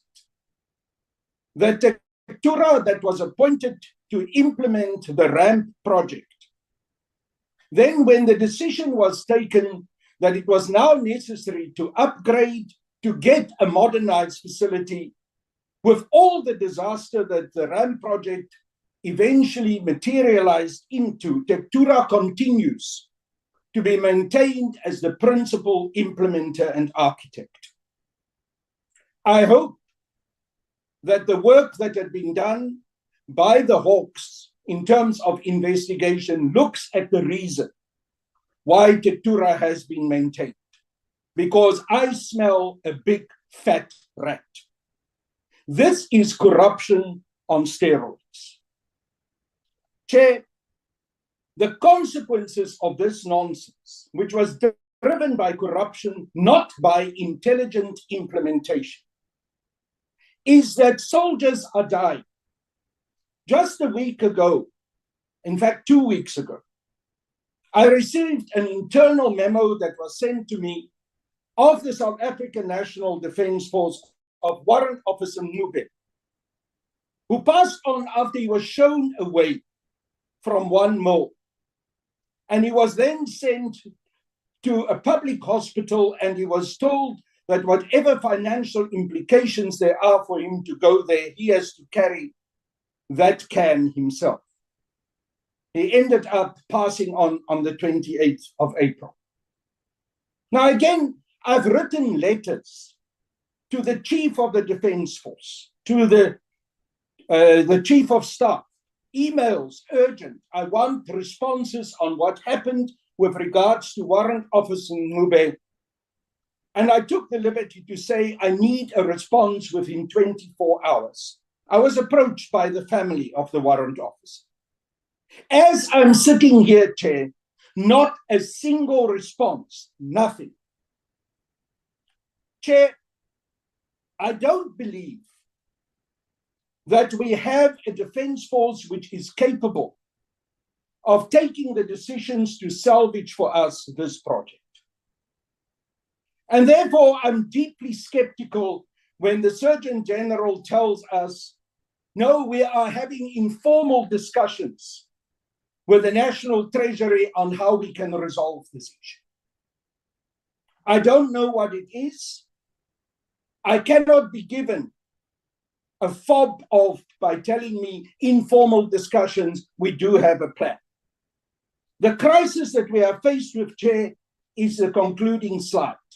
And that's the only hard facts that I and we as this committee have at our disposal.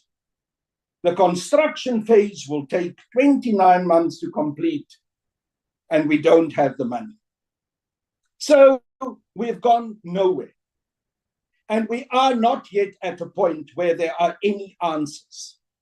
And the presentation that we received today doesn't provide us with answers except for this story about informal engagement. Chair, go and read the Abacus report. It is a joke of errors. Halls are built, entrance to doors are created, walls are plastered over, are painted. The next day, the next company comes, break down those walls again, remove the plaster, put in new electric wiring. Finally, the equipment that have been bought are brought. They don't fit through the doors. Therefore, that equipment had to be stored and have now fallen into disrepair. We do not have a department that is capable of resolving this problem. I do not believe they are. We do not have a South African medical services that is capable of resolving this problem, and none of the people who presented to us today with this pathetic little slideshow that has been given to us, which just tells us of the disaster, are capable of resolving this problem. So a different answer needs to be found. I don't know exactly what it is, but I can tell you, if we have to believe what we've been told today, if we have to rely on this little slideshow, we are going in 6 months or a year's time to have another presentation from the Department of Defense and the South African National Defence Force telling us, well, we are in a new quagmire. We don't know how to resolve this matter. This is a crime scene. It has to be dealt with as a crime scene. I want to know who's being arrested for the Abacus mess, and I hope that the Hawks and the NPA are going to act in accordance with the urgency that we requested from them. I'm deeply distraught, Chair. People are dying, and we do not get answers. This presentation is not an answer. It is a continuation of the mess. It is a continuation of the rump. It is a continuation of the disaster. Thank you. Thank you, Honorable Niehaus. Honorable Harting, followed by Gerike, Honorable Godsell, and Honorable Blackies. Thank you, Chairperson. Chairperson, you know that normally in these types of presentations, we have a lot of commitments, will do's, and very, very little of have done's. We are normally overshadowed. What we have here today is a presentation marked restricted. The question is, why is this presentation done on that's been presented to a parliamentary committee that's open to the public marked restricted? And then to add insult to injury, why have we been informed that there is a plan, but it cannot be shared with this committee? It's a clandestine plan. Chair, unfortunately, that doesn't go down. This is public money. We're talking about our soldiers, our veterans that needs to be treated at this facility. This facility, 1 mil hospital, or like the minister says, a mil 1. I know I can suggest why the presentation needs to be restricted and confidential and clandestine, because this hospital has become a monument of mismanagement, a monument to the lack of planning, lack of vision, lack of decisive leadership. We sit here 20 years of this happening. What is not being presented to us, and I would like to get, apart from the other things, I would like to know, we've heard from the ESG about modernization and technology advances. Please give us an indication of the rand value of equipment that became obsolete while not being used because of the fee dragging that happened at 1 mil. We know that there were investigations into these equipments. What is the value of that? Chair, we need a plan. We cannot go on this promise that there is a clandestine plan. If the requirement, because of lack of trust or whatever, that there should be an in-committee meeting, let's have that, so that the SG can come forward and tell us, here's my plans. I can't put it out in the public because of this or what reasons, but there's no such a thing. Certainly not operational security, which is the normal excuse for not informing the committee about issues. There cannot be such an issue why the SG cannot put his cards on the table and tell us there's a plan or there's no plan, so that we know. Yeah, it's easy now to say this is what we need. It'll take 29 months or whatever, but we sit with a legacy of 20 years of neglect. So we cannot leave this the 1 mil hospital with the RAM project and money wasted, equipment wasted, just like this. We've seen that with proper planning, perhaps over expenditure, what happened at 2 mil, something that the SANDF can be very, very proud of. But we have exactly the opposite at what should have been the flagship hospital of the SANDF, 1 mil. So we have to come back to this, and we need to get proper responses, unrestricted responses, and get to the root of this and get it timelined, get the plans on the table, even if it's downscaled plans, but the status quo cannot be allowed to continue. I thank you. Thank you, Honorable Harting. Honorable Gerike. Yes, Chairperson. I'm shocked, baffled by what I've heard today. I can't believe that these type of reports are presented by people who are professionals and appointed in high positions in the military service of South Africa. I really, you must hear my heart, I can't believe it. This report is leaving room for more questions than answers. And it's taking us literally nowhere. In fact, I feel, this is my personal feeling, I feel we are being played here as a committee. Because if a project is coming on for so long, it's years. And as has been said, some of these people have died and retired and so on and so on. And I feel like now, the way I feel now, look, since we've been called rebels in the United States, in the presence of the President of South Africa, we will intensify our oversight and we will exert much more pressure. Even if we need to go and take people out of their graves to appear in court, we will do it. I can promise you here today. Because what we've seen here is a perceived trough where people that want to eat just come in, take what they want to, and then they leave. This is the perception that I got here. Now, you sit on a project for so many years, and only when you are asked by some committee, then suddenly there's now a plan. And then the next thing follows to say, but we cannot divulge or disclose our plans. I mean, what is so sinister in those plans that the committee should not know? What is so sinister? I'll tell you what is sinister. Sinister is that there is no plan. Number one, there is no plan. This is why the plan cannot be disclosed here. Number two, is that there is a financial predicament because Treasury said, we are not going to give you money open-endedly because you don't complete your projects. And this is why we are in this cul-de-sac where we are here today. And it brings us to this point, Chairperson, that the officials must play open card with this committee. We cannot sit here week after week after week and ask questions and we do not get the answers on our questions that we are asking. We've been to the facilities. We've seen what has happened there. We were all shocked and baffled by what we've seen. We all ooh and ah when we went there.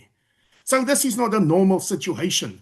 And we cannot sit here professional, articulating out of the top vocabulary of our languages, and we are expected to believe what is being articulated unto us, and yet still the projects are standing still. There is no movement on the projects. You take this, it is from ramp, and then the next project was refurbishment. The question is, what informs the fact that you must change from ramp to refurbishment? What did those consultants advise?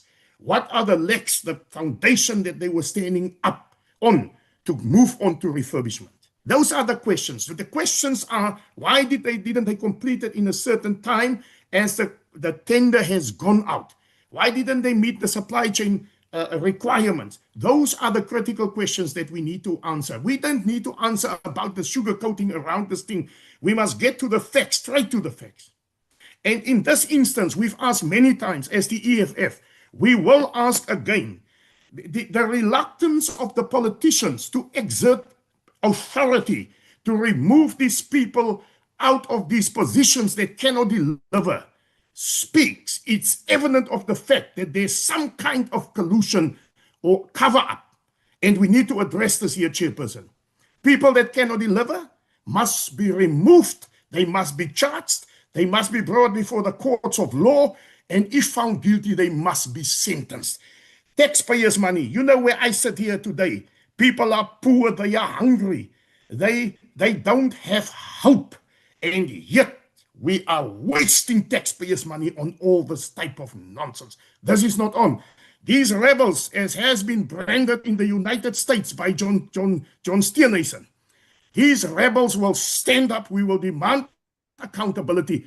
You can take it from me today. The heat is on. We will intensify this process in order to get the guilty parties into the courts. Thank you, Chairperson. Thank you, Honorable Gerike. Honorable Godson. Thank you, Chair, and again, apologies for my camera today.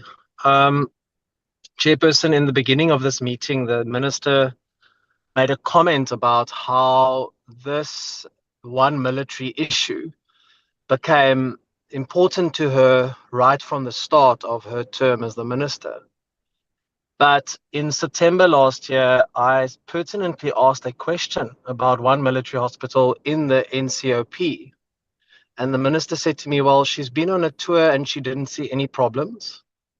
And see, I've written to her about this. She's not answered. And I was wondering if today she could maybe explain to the committee when this became a priority to her. And in terms of her own planning, what the priority is for her to see to urgent action being taken and to oversee the urgent finalization of this ramp, as Honorable Niels has put it. And then the undertaking that if money is made available, that the Department of Defense says that, you know, they simply require the funding to complete the first floor at one military hospital, and then that will happen within 29 months. My question is, how are we expected to trust that these funds will then be spent responsibly? Because all I've seen from the SANDF in the recent months is prioritization on the purchasing of luxury Audi Q7s, overseas trips. I mean, the minister has not been able to attend to crucial meetings because she's either in Russia or in Germany. And all of this while critical medical infrastructure remains unusable after nearly 2 decades and over R500 million that's already been spent. So, I mean, I really don't think that the minister can expect us to believe what she had said in the beginning of the meeting, when there's just been no real action or any undertaking to say, you know, these are the action steps that we're taking. There's nothing concrete. And then I have a question on the presentation, and that was, I just want to know why the Department of Defense in 2015 proceeded with the appointment of Tektura architects, despite their internal awareness that there were serious project risks and that there was then at that stage already a pending forensic investigation. And then I would like to know, and perhaps this could be given to us in writing, whether there has been any consequence management for these delays. I know that it is said that some people have died, but I'm sure some of them are still alive. If some of them have retired, why were they allowed to retire without consequence management having been taken? And that includes consequence management for poor planning and for the wasted expenditure. And then I think that's enough from me for today. Thank you, Chair. Thank you, Honorable Godsell. Honorable Plakis.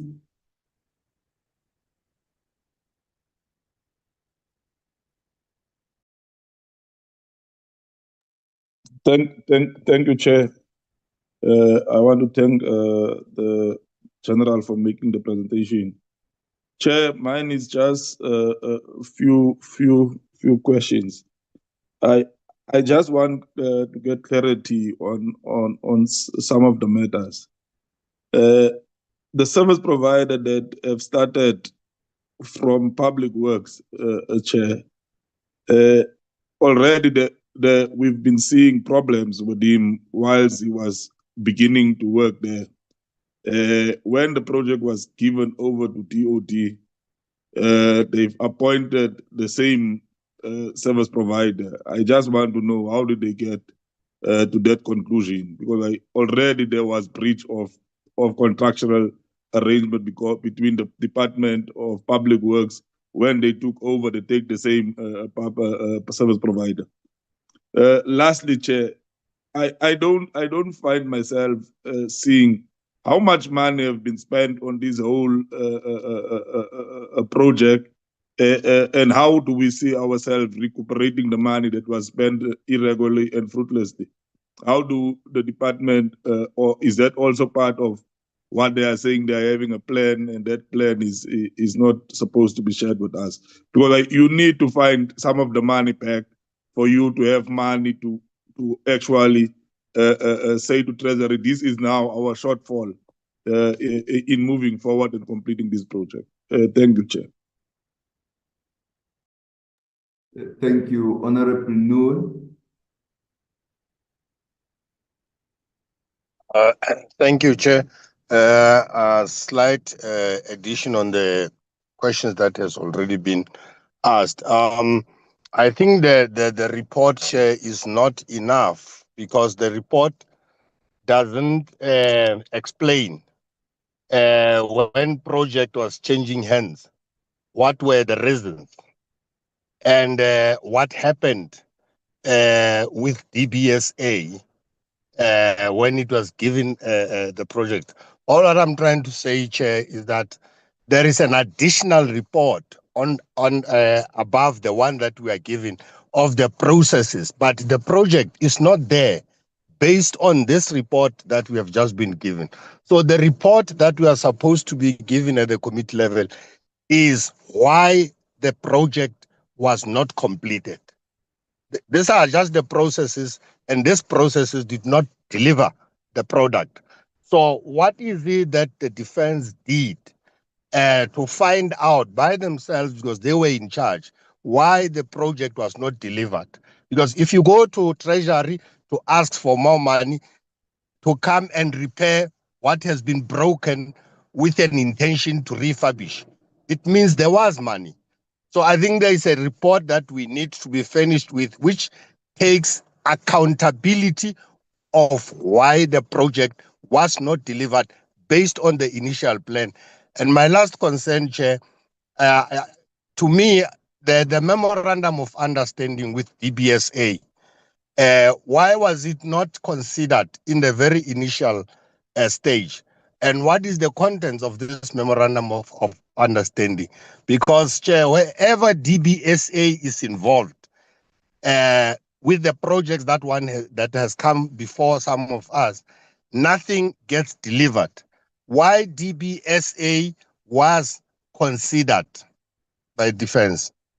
So, Chair, that's all what I want to add, that in the whole thing, there is a very important report which has not been compiled, which should form an addendum of these processes that were followed, which will then point to where the road is. Thank you, Chair. Thank you, Honorable Member. Honorable Shelembe. Thank you very much, Chairperson.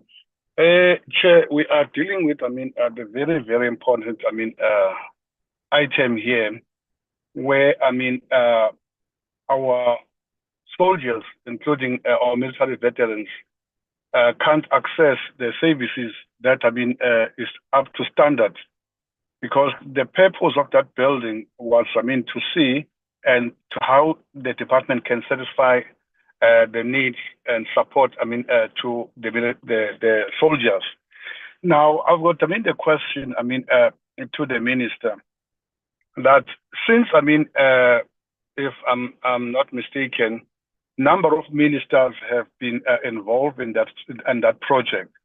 For instance, now, Mapisa Ngagula, was the Minister of Defense and was talking about the plan and the way forward, with regard to the one military hospital. Then nothing happened. Then the second minister was at Thandi Modise, who also came in as having, a plan to sort out this issue, and then nothing happened. Now we have, the current minister, Enje Mosera.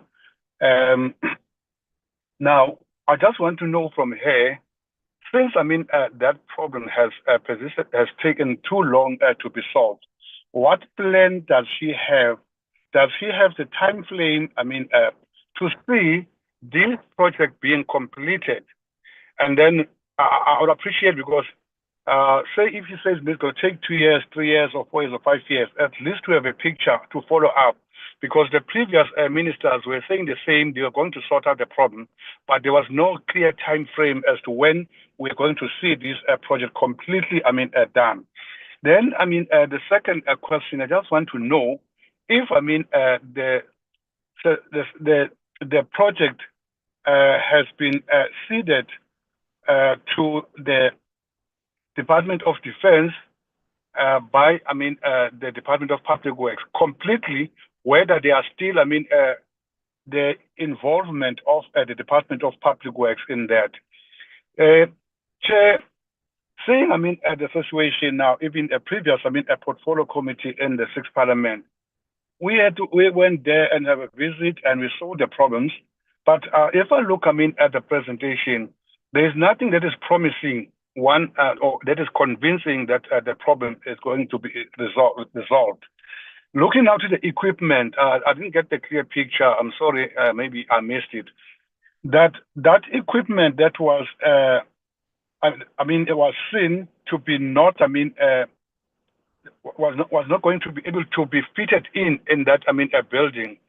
What is going to happen with that equipment? Because that equipment was already, purchased. Whether that equipment is going to become sort of obsolete, or that equipment can be returned back and get the equipment that will fit in that building, or they are going to demolish the building so that it can fit the equipment that is already purchased by the department and is paid already. So maybe if I can be assisted on those, as I'm saying, look, Chair, now we can't be repeating, because if we can't do nothing now, it means now even the 8th Parliament will be coming and talking like us now, just shouting to one another, not getting the. I just want to know, even if the minister can't answer, maybe the department can tell us now, here is the problem. I know the issue of the money, but when it is envisaged to see that building being complete and being able to render the services that is needed to our soldiers. Thank you. Thank you, honorable members. Can we get responses? And I hope in the responses we will also address how much money are we spending in terms of outsourcing some of the services which should be provided at 1 Mill Hospital, but can't because of the outstanding of the incomplete ramp project. Whether we have lost any skills in terms of doctors and other health professionals who were there or ought to be at 1 Mill, but because of the outstanding project, we are not able to contract such professionals. So can we please get responses? Chairperson, thank you very much. I hope you can hear me, Chair. Yes. Thank you, Chairperson. I am going to ask the Chief of Logistics, and I'm going to ask the SG to attend to some of the questions which obviously falls within their environment. And I'm also coming to assist here and there if there is a need. Let me start, Chairperson, by addressing the concerns that were raised by Honorable Niehaus. And I want to say that if Honorable Niehaus has written a letter to us and it has taken days, and me myself, as per what you have said, I am addressed. The letter was also addressed for my attention. I want to apologize on that. But to say, Honorable Niehaus, I have not seen that letter. I apologize because the fact that you are mentioning it, I want to trust that that must have been done. I have never seen the letter addressed to me along those lines. But here is what happened. 2 days ago, I got that letter, which does not carry the fact that it's addressed to me. And the letter that I have, I did share it with the SG, who is currently in the platform. And I said, this is what I'm seeing, and I've received this kind of a letter. So I'm saying, Honorable Nihouse, the fact that there was a late response, from my side, I want to assure you I did not see that, but I do trust that you would have done that. And if you have done it, wherever it has disappeared to, I think it's a situation that is not required, nor needed as we work together continuously. Then again, Honorable Nihouse, we always run into a problem. Chairperson, this is very serious. We always run into a problem. You know, when we bring a presentation before the honorable members, and the question is, this presentation is not answering, it's not giving us answers. What answers were honorable members looking for? What is stated when you look at the agenda talks about this.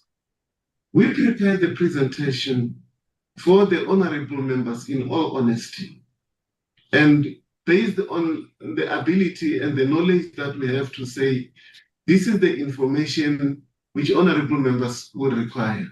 However, at the completion of such a presentation, we are available to answer any question. I have done so many presentations in my life, and each time I complete, I do get questions, and some of the questions are very informative, and I find it to be a learning curve. And I'm not saying that honorable members should not say what they feel, but we want to respond to questions, and it will assist us if then we can be assisted along those lines. So because we do really want to work with the honorable members. And like I said, Honorable Nihouse, with what you have raised, really, I wouldn't want to have delayed anything that you would have written, and it's just that I did not see it, and I don't know how the medium of transport of sending that was utilized. Now, Honorable Acting, I always would want to. I always would want to understand certain concerns when they are being raised. The matter of the security classification. I thought the members of parliament are representatives of the people, and except when the matter is classified, it's in a, if the matter is one that is classified where we can use a different platform. Now, in this case, okay, we're having breakfast. Okay. Excuse me, Ms. Musala, please mute the minister's mic. Thank you. And in this case, Honorable Acting, I do respect what you have said, and we are going to put it in. We'll make it a point that it is included, that shows restricted. But as we deliberate with honorable members, and especially in an open platform, we are of the view that this platform is not classified for anybody, that it would require us to be really concentrating on, say, let's focus and put in a security classification. But we do note that, and if this is what the committee would want us to put in, it's not difficult. It does not stop anybody from putting in information, so we will do that. But the question Honorable Acting asks, very important, does this plan requires a closed session? Can I say, Honorable Acting, maybe the SG will have to explain once again. What he said, he was clear in terms of what he said, and he is indicating the fact that the plan that is available requires certain approvals within, firstly, let's start within the department. And by the way, the SG to do what he is doing, it was through the Military Command Council that we said that, look, there's a need to go this way. So the SG has clarified, and he says that we will not be sharing it right now, but at least he gave an indication towards the direction at which they are looking at. And when he said we cannot give the full report, or rather for him to to discuss it in its details. It's because there might still be input. It must go through the approval process. The document must be taken to the Council on Defense. And in the Council on Defense, the minister does not sit alone. There are a lot of people, there are people around there who would also advise the minister to say, maybe this is the decision that needs to be taken. That's all that we have to do in terms of that very plan that the SG is talking about. And it is not being withheld from this committee. Let me assure this committee, that information contained in that document is not classified for this committee. And actually, it is not classified information. But what we need to try and respect is for us not to take things to the Joint Standing Committee, which the Council on Defense has not looked at and the minister has not been correctly advised in terms of the route to take. At the end of it all, we know as officials that the minister, being the political head of the department, has got the final accountability, and therefore we've got to appraise accordingly. That is just the situation with regards to this report. If I can just move on, you know, there is something that was mentioned in terms of the rent value of the equipment. Chairperson, I need to say this. You know, the Auditor General's report has produced the rent values to say that this equipment were procured at a value of this much, and this equipment right now is and the auditors audited, and in their last report, they did mention, because they were in touch with the department to say, how far is this equipment going? Nevertheless, we are still going to, the SG should come in as well to try and assist. But I thought all of this information, the Auditor General did provide to say, where are we? What were the costs that were involved? And so on and so on.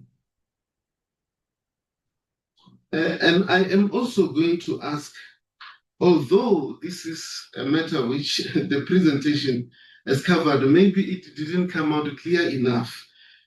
I'm going to ask that CLOG clarifies this matter, and with General Kegana, in terms of why did we not complete the project? And they did clarify in terms of the role of NTPW. They did clarify in terms of the seventh floor at 1 mil. How did we transition? Moving from the NTPW project, we went to the seventh floor in 1 mil. They've put those matters very clearly. I really would want to ask them once again to try and clarify that. And to say the last final thing which they indicated, with regards to 1 mil, we are saying that work that is being done can be completed, and we have indicated the amount of monies that if you go for the ramp, what is it that you might have to spend if you go in terms of that direction. But again, the SG came in and he is saying that in terms of the way forward, deliberations with National Treasury, and those deliberations are very important. One thing that I want to say, but are we looking for a product when this project has been going on for so long? We agree with you, honorable members. It has been there for a long time. In fact, personally, myself, I was never close to it. And though I know that it has been going on for long. What is key here, honorable members, is that we have got this commitment. At least I can speak to the colleagues that I'm working with right now. We have this commitment to take the project ahead. And if you would say I must account for something that happened since the project was started, 2006, you know, I was still by far, maybe at that time, I was not even a general, far below. So I'm saying with the passage of time, there is bound to be certain information that you might miss, that may not be there. We have to accept this because this is the reality of life. And we are where we are now. And as this generation, we are saying that we are ready. If we get this money, we are going to pull the project through. But again, I do understand. I need to emphasize the frustrations that has been had by honorable members of parliament. May I then, on this note, I don't see if there is anything that I must talk to. The honorable Godsell spoke about something in terms of consequence management around this issue. The ramp in 1 mil. The ramp in 1 mil, Honorable Godsell, has started with the Abacus report, which Honorable Niehaus has referred to from time to time. Started with the Abacus report. What happened in the department? We did realize who is implicated in the Abacus report. But let's recall the issue. There's a question of jurisdiction. It's not just a member of the defense that's implicated or the very few of the members that are implicated. They are civilians in this case. Then that is when now the military police took the report where to the Hawks to say that, please, it's about the question of jurisdiction, and therefore then you've got to carry on with the investigation. And that is where we are. So if you talk consequence management at this stage, and the emphasis by honorable members who have been asking certain questions to say, but when are you going to take this? When are we going to foresee that there is prosecution and this is what, as well as the Department of Defense, were waiting for. Unfortunately, we couldn't proceed on our own. And if you have looked at the presentation by the Hawks themselves on the question of the PPEs, they've indicated, as the Department of Defense, we've taken action to our own members. And the court processes are going on. So please, I just wanted to clear that, Honorable Godsell. I know it is a concern even for the honorable members. Hence, there was also a question that said, is there anybody that's implicated that is sitting here who doesn't have to listen to this? The answer is, of the colleagues that I have here with me, none of them have been implicated in the Abacus report. But what I cannot tell you is that if moving forward with the investigation, there will be some that are implicated. That I cannot say. But from the Abacus report, none of them, of the colleagues that I'm sitting with here, have been implicated. Can I then request, Chairperson, with your permission, I want to ask the SG to fill up on the issues that relates to his environment. And after that, then we will then have to get a Chief of Logistics to fill up once again. What we need, Chairpersons, is the support in terms of moving ahead with the ramp, or with the plan of the SG, which is not classified for yourselves.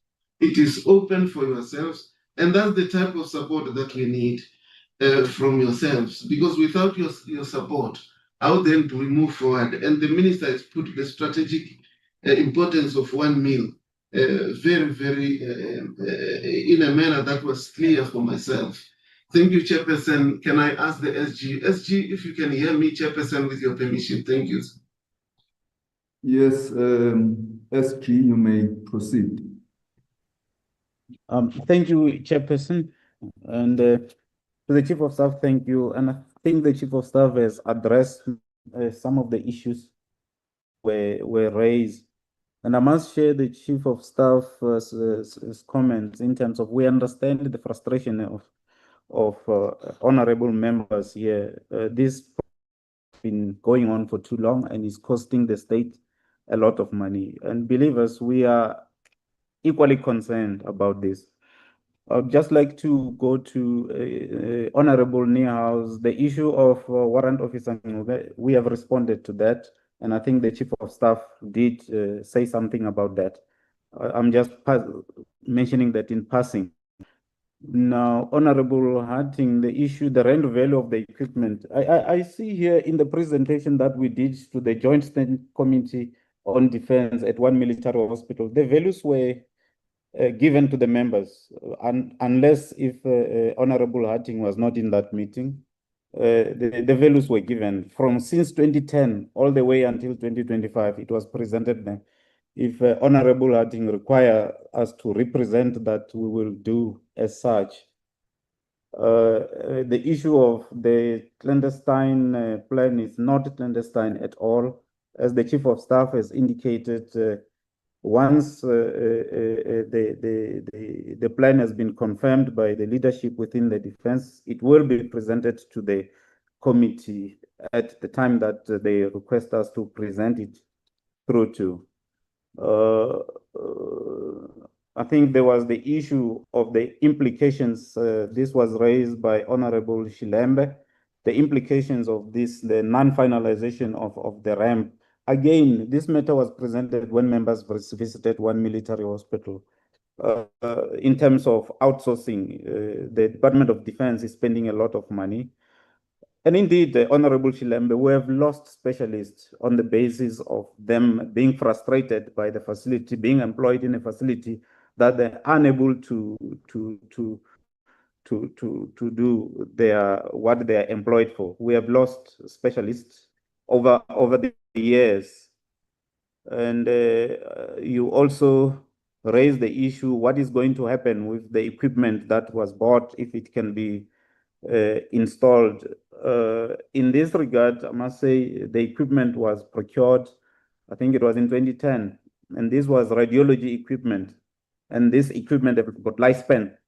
And the lifespan, we have done assessment. The equipment has been evaluated by the relevant companies in this regard, who indicated that radiology equipment have got a lifespan, and their lifespan cannot be extended beyond what they are supposed to, in order not to expose the patients to the dangers of radiation. And this equipment will now be, it's in the process of being disposed of through AMSCO. And Auditor General has confirmed in this regard that that expenditure was wasteful. In terms of recovering the loss, I think the necessary entities that are dealing with recovering the funds, once the people that were found to be responsible and held responsible, probably we will attempt to recover those funds from those found guilty. I think there was a question by Honorable Noe asking why DBSA was not considered from the beginning. I would like to toe the same line here as the Chief of Staff, that some of us, when this ramp started, were still very junior. So we cannot say why the DBSA was not considered then. I think most of the stuff, the Chief of Staff has responded. I think Honorable Plaikis did raise the issue of Tektura again, why Tektura was reappointed. I'm not so sure if members of the committee have received the APACAS report. The report did make recommendations there. But in terms of why Tektura was reappointed, I'm not so sure. Maybe Defense Works Formation through Chief Law may respond to that. I think there was a question by Honorable Gotzel, who wanted to know if you get the money, whether you spend it responsibly. From our side, we decided we cannot just sit back and wait for somebody to give us a plan as the SAMs. Remember, we are the end user. We use the facilities that are given to us. So we decided we're not going to just sit back. Let's try and see if we can engage Treasury for them to advise us of the best possible way in the current fiscal constraint that the government finds itself, how we can get our to be refurbished and upgraded. And that is what we're doing. And once the plans are approved, the relevant appointments, procurement of the contractor will be done by the relevant people. And those are the people who will ensure that the funds are spent responsibly. So what else? I think I've attempted to answer most of. If there is any honorable member who feel we did not answer their questions, they may raise that. But the Chief of Staff has covered quite a lot. But from our side, as I said, is for us to ensure that we get facilities that are compliant and we're able to give the best possible care for our people. I submit. Thank you. And then General Kikana, you had said I don't remember, you had said someone else needed to respond further. Yes, that is Vice Admiral Nkonto, Chief of Logistics. Sure. Thank you, Chair and honorable members. Chief of Staff has actually addressed a lot of these questions, and Surgeon General as well added into that. What I think might be left here that will require now the GOC of works formation, probably if we still has a very good memory of what happened before 2005 and 2015.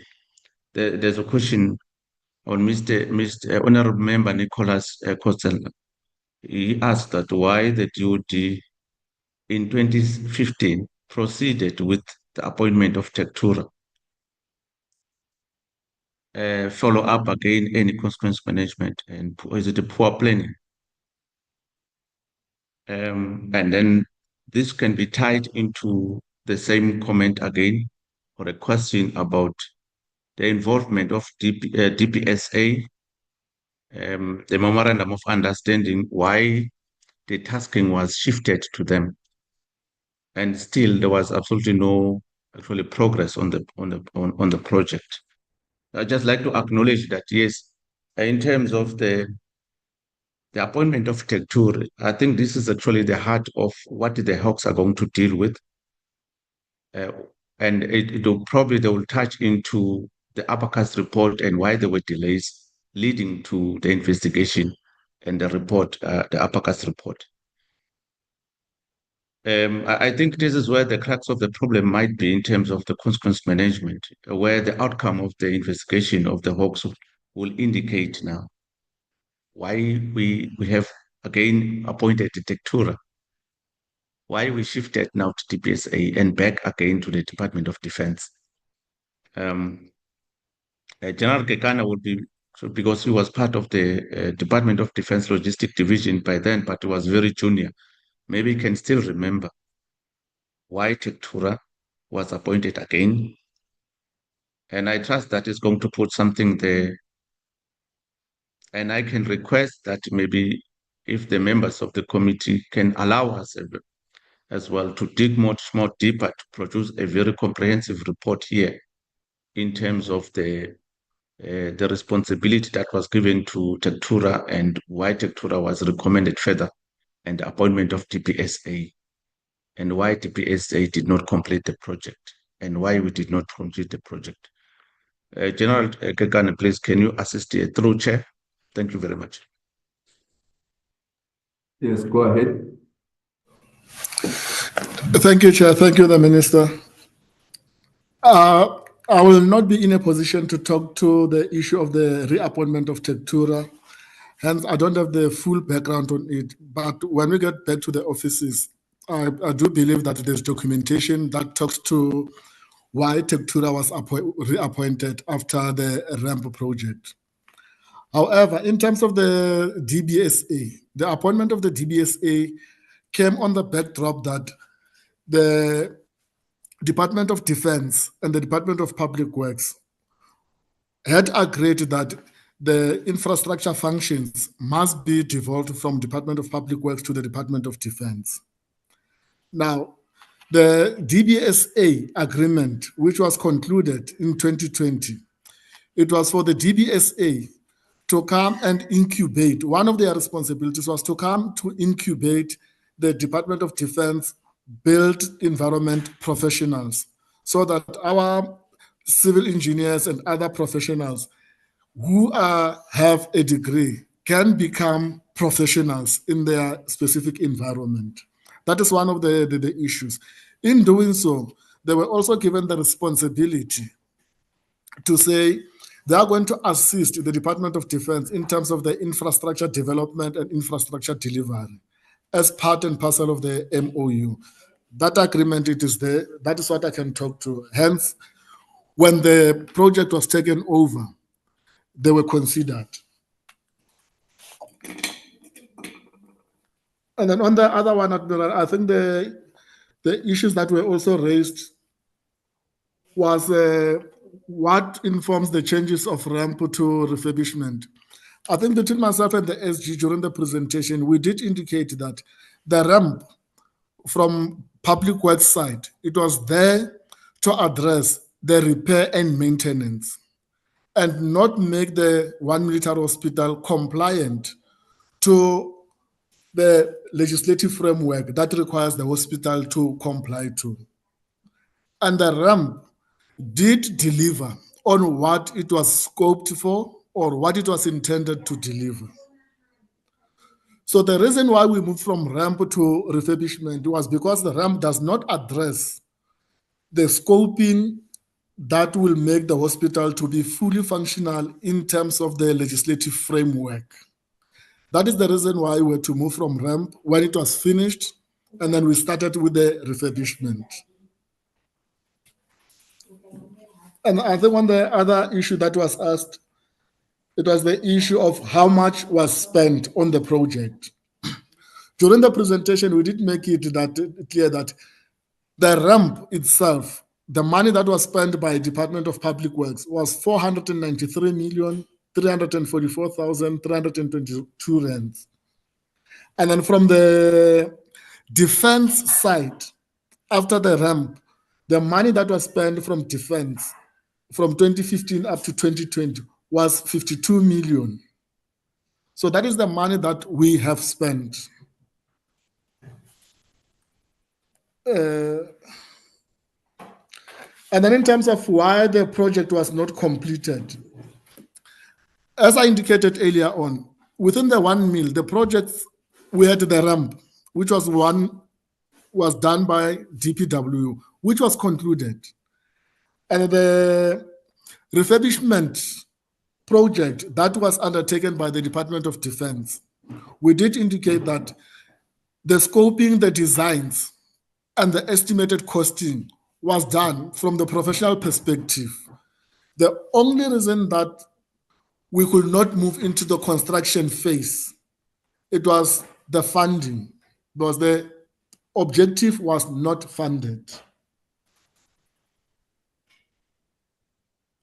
Honorable Chair, I think I've addressed the gaps that the Chief of Logistics and the other generals have indicated, and they will not provide answers to that.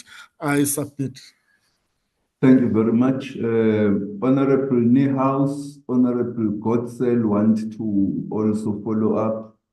Honorable Hattin. Thank you, Chair. There's very little for our comfort in the responses that we have received. And as far as the issue of Warrant Officer Mncube is concerned, Chief of Staff, the letter was written. Why you haven't received it, I don't know, but I'm glad to hear that the Surgeon General says that there has been a response. While you were talking, I was going through my emails. I've not received any response yet, so I hope that response is coming. Because I want you to understand very clearly that as a member of parliament, I have to be responsive to my constituents, and my constituents include also the family of Warrant Officer Mncube. And I will assist them to take the necessary, where it is required to do so, legal action against you. So be clear, I will not hesitate in terms of making sure that your feet are being held to the fire in this particular instance, in the same way that I will make sure, and my party, the Economic Freedom Fighters, will make sure that the feet of the department collectively, and those of you who are now in the responsible positions, because you cannot come and tell us, well, we were juniors, we were young, we were this, we were that. You are now in the responsible position, and you take care of that responsibility, and you carry the can. There is no place any further for you to try and pass on the baton and lay the blame somewhere else. And I can assure you that from my side and from the side of the economic freedom fighters, we will make sure, in the same spirit that my colleague, the Honorable Virgil Giereke, spoke, that we will hold you accountable.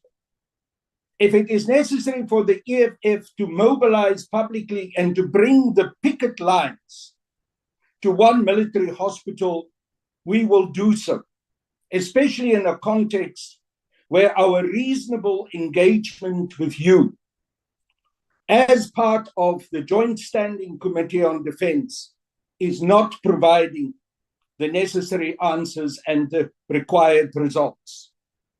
Now, I can tell you, generals, with regards to Tektura, that it was nothing else but a totally irregular and corrupt reappointment.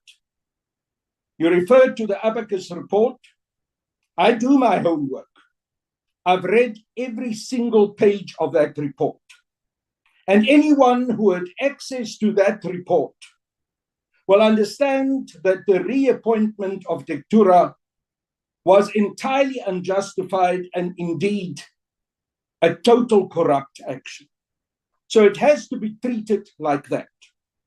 But, Honorable Chair, since we have not been given answers and the ball has been kicked down the road on Tektura, let us demand from the department that they provide us within 7 days their explanation why Tektura was reappointed and how on this God's earth they could have come to such a decision.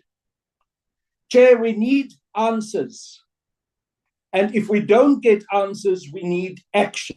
And if we need to take the necessary action to remove these incompetent senior officials from their positions, we will do so. There's no longer any space for nice talk.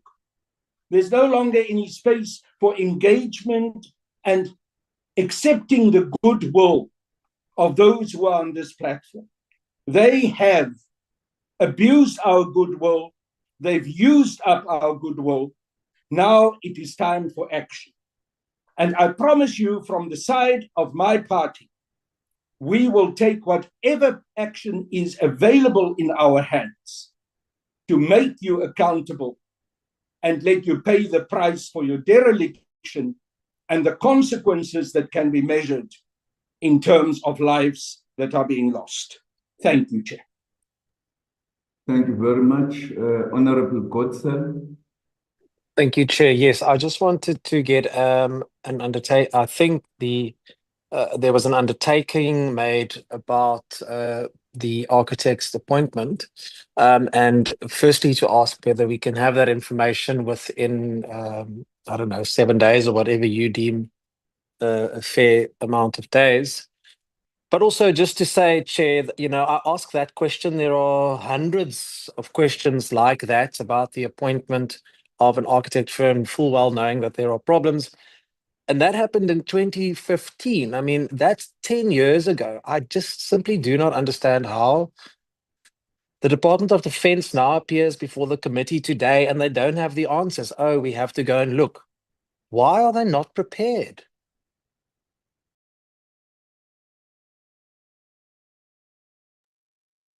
Thank you. Honorable Hatting. Thank you, Chair. My question on the equipment that was not responded to is by saying it was already given.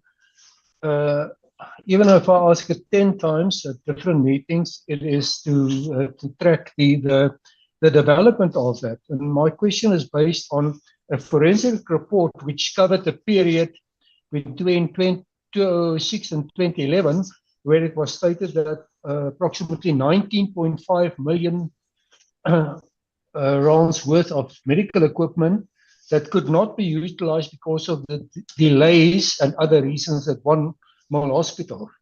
The other point linked to this is that in a presentation to the Portfolio Committee in 2019, the department reported that more than 839 million rands worth of medical equipment and furniture procured for 1 mil, but that some of it could not be utilized because of obsolescence.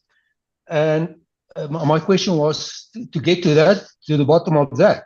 The reasons why much of the very expensive medical equipment could not be used was given as design flaws in the refurbishment, the RAM project, because of design errors where medical equipment couldn't get through doors, and construction delays. Things became obsolescence because of delays. So my question was about that. And if the SG cannot provide it now, please get a comprehensive response on this, because the delays, the mismanagement of the RAM project, of whatever is happening at 1 mil has got a cascading effect right down the line. And at the bottom end of this, we have our military personnel, our veterans, who are suffering because of this. So I want to figure how much was wasted because of the delays, because of construction faults, etc., and of design faults. Thank you, Chair. Thank you, Mr. Hatting. Can we get outstanding responses to some of the questions before we then wrap this item up? Chairperson, is the SG. I just wanted to ask clarification from Honorable Hatting. I don't know whether I heard him clearly saying equipment to the value of 839 million was procured. Am I correct? I may have not heard him. Well, let me respond quickly. I don't know that. What I said is that the Department of Defense reported to the Portfolio Committee in 2019 that for 1 mil hospital, and I quote verbatim, more than 839 million rands equipment and furniture was procured for 1 mil. And then some of it couldn't be utilized because of design flaws and other reasons. I would like to get the exact figure, how much was then wasted on this.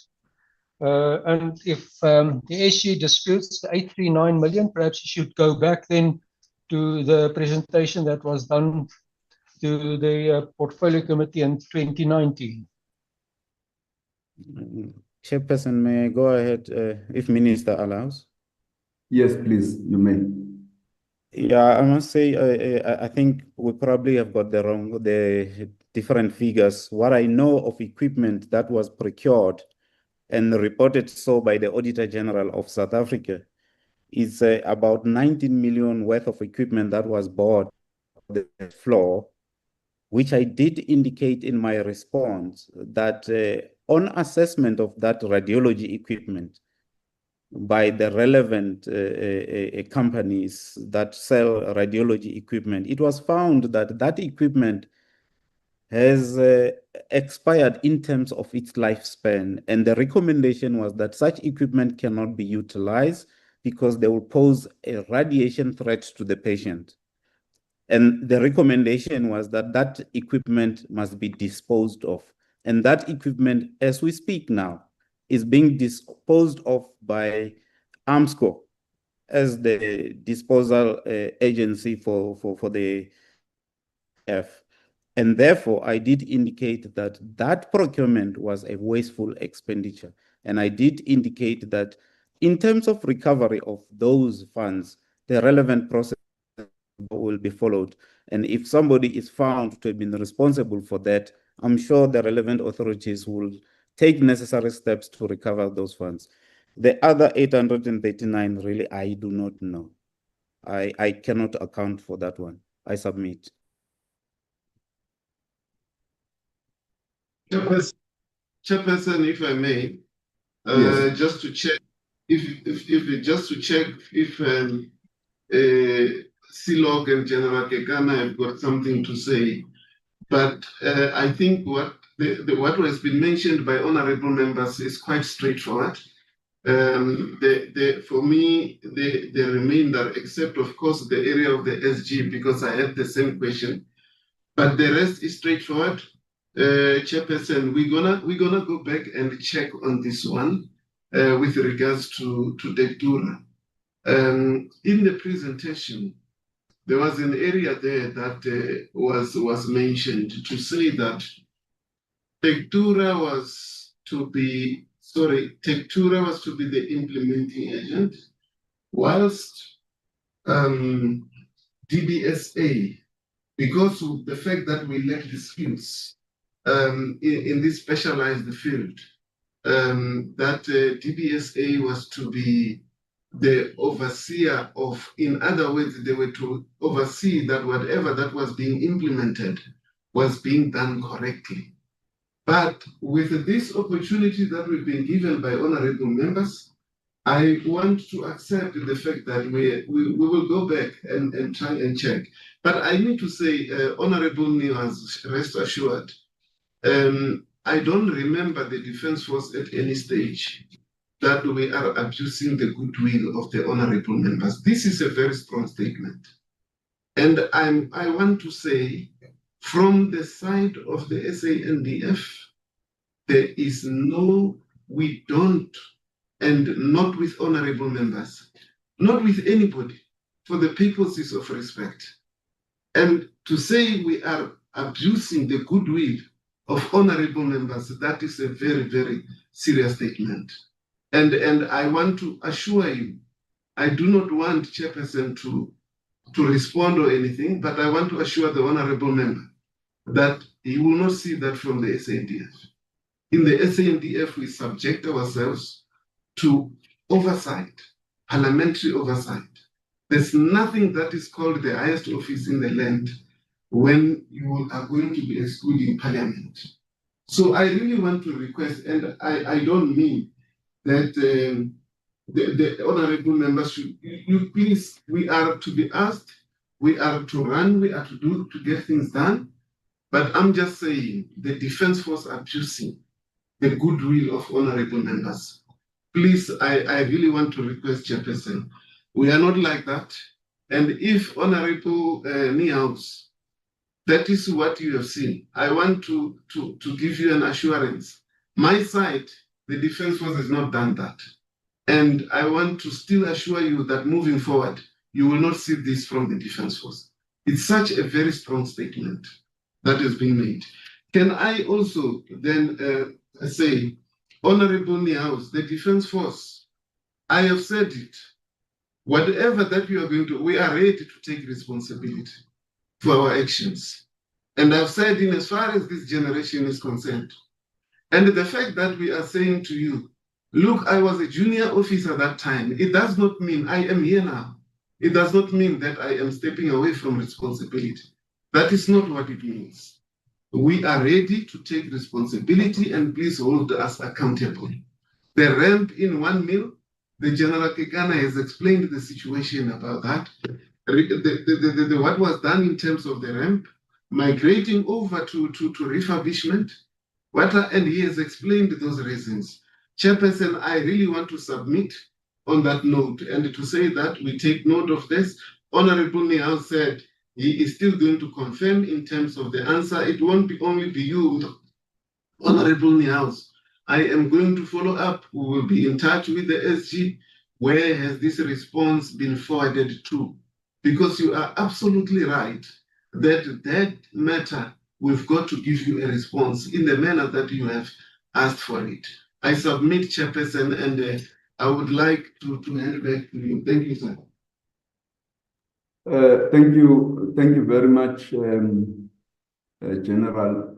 Honorable members, the discussion, the hands I had taken previously were the last hands on the issue. I note that there are still outstanding questions and issues that members have raised. I would not want to promote or encourage dialogue between General Kekana and other generals and members of the committee. So with your permission, I would request that those hands stand down to allow me to summarize and conclude this discussion. Honorable Chair, my apologies. I know you asked for that permission, and usually I would give it, but I've been addressed very directly by the Chief of Staff. Precisely, Honorable Niehaus, precisely my point. I do not want to encourage dialogue between you and the Chief of Staff. Well, let me tell the Chief of Staff I stand by what I've said. My statement stands. We've been disrespected many times during the time that I've been a member of Parliament. Thank you, Chair. Thank you. Chairperson, I'm sorry, mine is not a direct dialogue. Okay. Proceed. There are two outstanding issues. The one is this, and I'm sure you will address it now, just the timeline for the architect's appointment and subsequent issues and the information that the General mentioned that they will provide. And then I asked a question of the Minister. I'm not sure whether she's intending on responding, but I think it's very important that we also know what the Minister, as the head of that department, what her plan is to ensure that this ramp is addressed with the utmost urgency and dedication. Thank you very much. Let me first ask the Minister to respond to that direct question before I conclude this item. No, thank you very much, Chair. I can confirm that indeed Mill 1 it continues to be a very important institution, as members have said, for our Defence Force, but also for even our veterans. So there's complete commitment. The timelines, Chair, are going to be determined by whether we get the money. So unless Treasury commits to say, yes, we are going to get this 1.3 billion you want, we can't go out and appoint anybody. What I can assure members on an ongoing basis, both in the department, even with the military hospital 1 staff, because they're also quite anxious about the challenges that confront them. We are extremely committed, and that's why we discuss the matter on an ongoing basis. So let me confirm, Chair, that we are committed. We'll do whatever it takes to be able to resolve this matter because it affects us directly, but also would be dishonest if I could say in 3 months' time I will go out on tender. Yeah, I just can't commit to that. Yeah, so I don't want to get into the budget stories about how the Members' Party had even stopped the 0.5%, which might have given us a window of opportunity. It depends on whether we get the money, a member. And then as soon as we get the commitment from Treasury and approval from Cabinet, we'll go out and get appointments going on. But I can't be dishonest and say it's going to happen in 3 months. I'm not sure. Thank you very much. Honorable members, I think the issue that has been very clearly highlighted is that this matter is of crucial importance to us, and that I see Honorable Godsell's hand is still up. I don't know whether it's a legacy hand or it's a new matter. No, it's not. It's not a legacy hand. Chairperson, I don't appreciate the minister's jab at the 0.5% tax hike. The reality is the priorities in this department needs to be addressed. She cannot take the minister cannot take jabs at political parties who act on behalf of all South Africans when she is purchasing Q7 Audis and traveling the country. That is not a job. Honorable Godsell, I don't want to encourage, no, I will not take the order. I don't want to encourage dialogue. Again, as I had called order on Honorable Niehaus, I call order to you. Let's not have dialogue. I think you have raised an important issue to which I was addressing myself when you exercised your right to request permission to speak. But please allow me to indicate that we take this issue of 1 Mill Hospital very seriously as the committee. I think the point which has been emphasized by all members is that we would like to keep this item on our agenda on a continuous basis until there is clarity, because what's very clear from today's meeting is that whilst we heard from the DPCI that there are investigations underway, we have not had conclusion on two crucial issues. One is when are they going to be ready to hand over the investigations to the NPA for prosecutions? Secondly, we've not had a conclusion as to the way forward with regard to 1 Mill Hospital, because there's a number of moving parts and items which are unresolved, including the issue the minister is raising about finding the resources to conclude the project. What we have heard is that they want to conclude the revamp and upgrade within 29 months, but they do not have the resources to do so, and they need over R1 billion to be able to do that. Now, in the absence of resources, it's quite clear that we are not going to be able to conclude this matter. And so we need to keep on coming back to whether the resources are being found, where are they being found, and therefore what are the practical timelines with regard to the conclusion of this project. The third issue relates to those who are implicated and their status within the South African National Defence Force.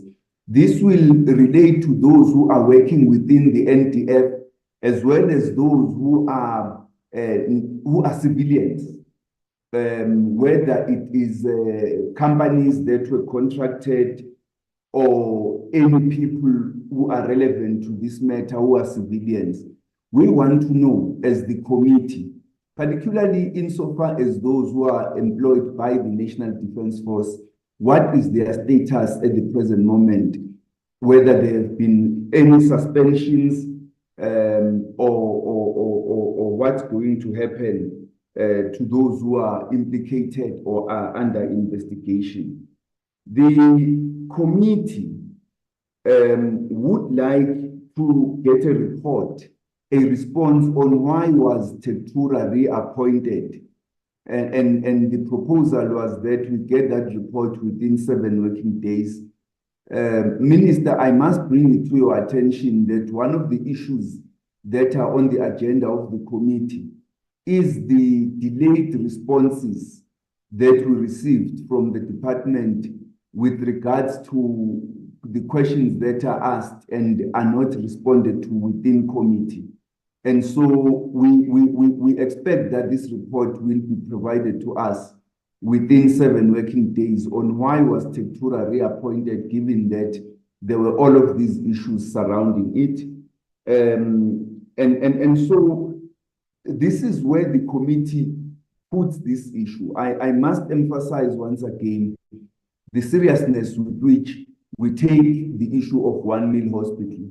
That hospital plays a crucial role insofar as providing medical care to the commissioned members of our National Defence Forces, not only the VIPs, but it plays a crucial role with regards to many other members of the South African National Defence Force who ought to receive medical care from the hospital. But it also plays an important diplomatic role in that foreign heads of states come to South Africa for medical care. And this is the hospital at which we ought to provide them such medical care in safety, confidentiality, and mindful of the role it plays in promoting South Africa's diplomatic relations with our neighbors. And so we need to conclude this matter, ensure that this hospital is in a very good condition so that it's able to fulfill its responsibilities. I think what we did today was to focus on 1 Mill. There is obviously other military hospitals that we have not even looked at that hopefully in our next programs, we will include in terms of assessment and focus so that we also understand what their status is. But at this stage, we appreciate the genuine attempt by the department, by the SANDF, and the minister to provide us with answers to the questions that we have asked. There are many outstanding questions that still need to be responded to. We hope we're going to get those responses. We will keep this matter within our program. And I think when we discuss as the committee on how do we ensure that, we will find a way that ensures that the matter remains in front of the committee on an ongoing basis. Because when we visited the hospital, it was clear to us that a lot of resources have been expended that are in an irregular manner. But also we believe that there has to be a lot of work to ensure that the resources that must be spent on this hospital are spent in a correct manner to avoid the irregular and wasteful expenditure that we have witnessed. I want to thank you, Chief of Staff and your team, and thank all of you for your responses. Please ensure that the outstanding responses are received by the committee within 7 working days, including the letter, Chief of Staff, that you say was coming from Honorable Niehaus. Thank you very much. We will proceed now to the next item on our agenda, which is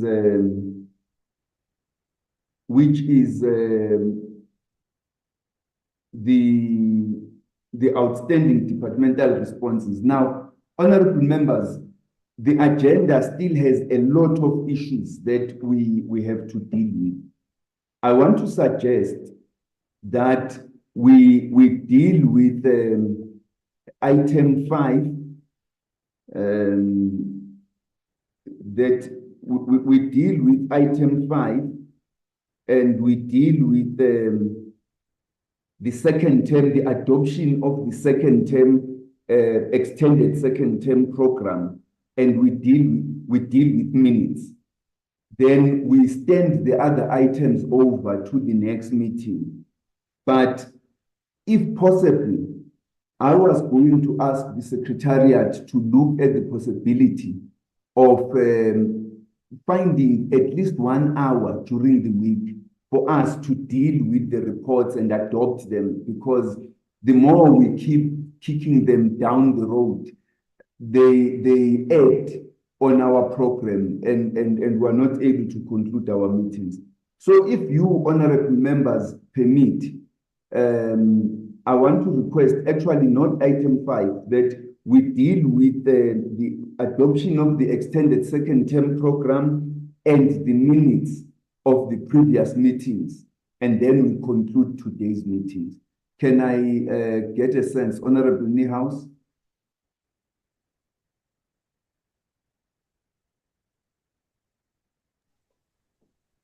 Thank you, Chair. Sorry, I was battling to unmute my mic.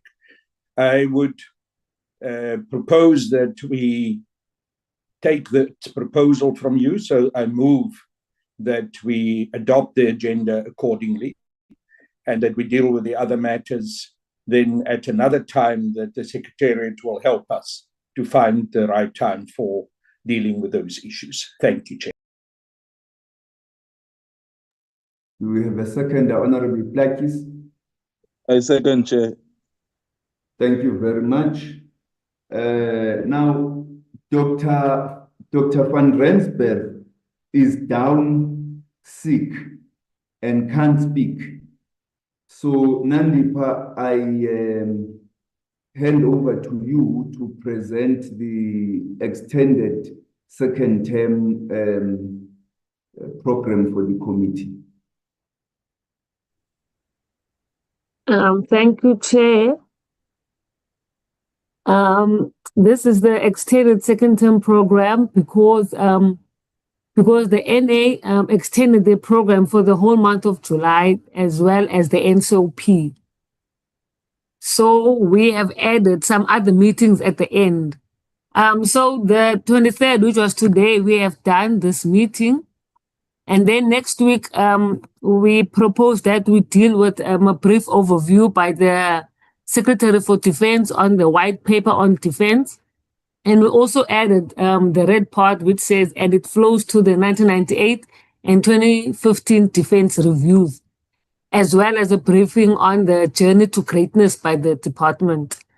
And then on the 6th, there's an oversight visit to Rheinmetall Denel Munitions in Somerset, as well as Milco in the afternoon, which is in the airport industrial area. And then on the 30th of June, we propose to receive a briefing by AMSCO on the status of the SA Air Force and SA Navy maintenance and acquisition contracts. And then on the 20th of June, it's a briefing by Denel on its various divisions and support to the Defense Force. On the 27th of June, it's a briefing by the Defense Force on its land border safeguarding operations, as well as an update on the technology used on the land borders and the related expenditure and the status of the acquisition and new mobility packs. And then this is the month that we added on the 11th of June. It's a briefing by the DOD on the level of morale in the Defense Force, including an overview of morale measurement tools. And then on the 18th of July, an update by AMSCO on the SANDF spare parts procurement and related delays, as well as a briefing by the Division Defense Material on the status of spare parts procured and its satisfaction with AMSCO service delivery. And then the last meeting, which is on the 25th of July, it's a briefing by the NCACC on Quarter 1 and Quarter 2 2025 report. Thank you, Chair. Thank you, honorable members. The program is presented before you, Honorable Hatting. Chair, just one question. I support the changes. Just one thing that I want clarity on. It appears now that we have now settled for virtual meetings, except in the cases where we are doing oversight. Is this what we're going to do from now onwards? Thank you, Chair. It actually was our agreement when we previously adopted the program that we were going to have virtual meetings in order to be able to accommodate the fact that our meetings are on Friday, and it often has an impact on other members being able to be in Cape Town. So it was our previous agreement. Honorable Plakis and Honorable Minister. No, Chair. If we are released, can we? Yes, Minister, the team of the Defense Force is released. And because we are dealing with the matters we're dealing with, you may also be excused. Thank you very much, Chair. Thank you. Honorable Plakis. No, Chair, I think you've captured what I wanted to say, is that that was the resolution on the matter of our things. That's why some of our members are still asking you also to maybe look into the issue of the mini plan, because our issue was basically on Friday, some of the members are not available to have physical meetings. You've covered me, Chair. And I think we should be able to quickly consult if we need to have the meetings physical, particularly closed meetings. If we must have closed meetings, then we will make such arrangements. Honorable Niehaus. Thank you, Chair. My proposal would be partially on what you've said, that we should consult on where there is a requirement for a physical meeting. I think there may be instances where that is required. But Chair, may I also ask, please, we do need to find a resolution on this matter of the conflict between mini plenaries and our meetings. I don't think we as members of parliament should be placed in this conflictual situation where we have to make that choice. And the scheduling committee of parliament and the whips need to apply their minds to this problem. Thank you. Thank you. We are going to raise it, that matter, at the meeting with the chair of chairs, so that we find a resolution on it. Thank you very much. Honorable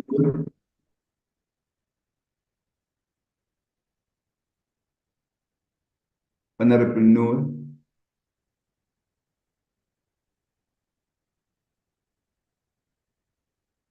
I don't know. Honorable Noor's hand is up, but he is not speaking. Oh, sorry, Chair. Chair, I was just making this input that on the dates that have been proposed, I'm not sure we already know where we will need the minister.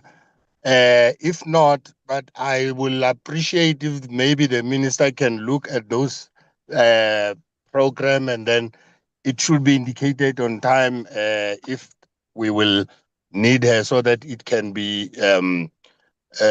noted while there's still time. Thank you, Chair. Thank you very much. We are going to deal with that administratively. Honorable members, can we, now that we've adopted the extended second term program of action, can we proceed to deal with the minutes of the meeting of the 9th of May? I will take the minutes as read and request members to suggest any changes where they are necessary, if not, to move for adoption.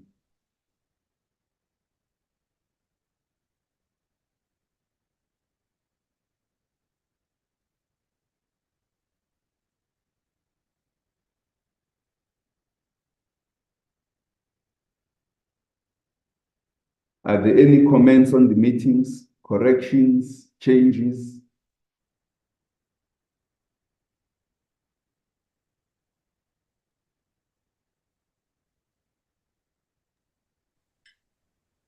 Chair, I propose adoption.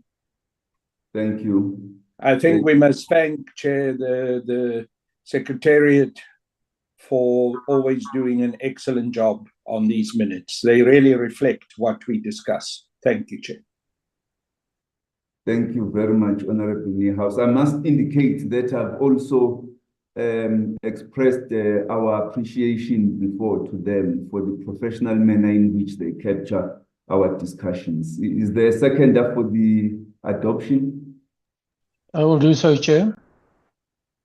Honorable Harting, second adoption. We therefore come to the conclusion of the meeting.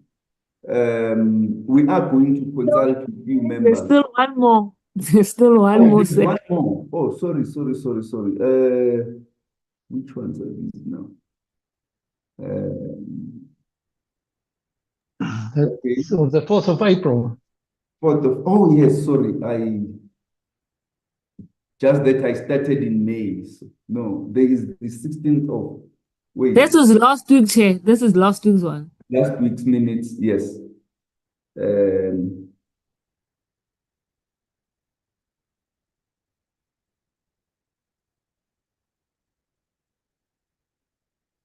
We also take them as read.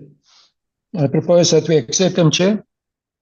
There's a move for adoption. I second, Chair. Seconder for adoption. Thank you very much.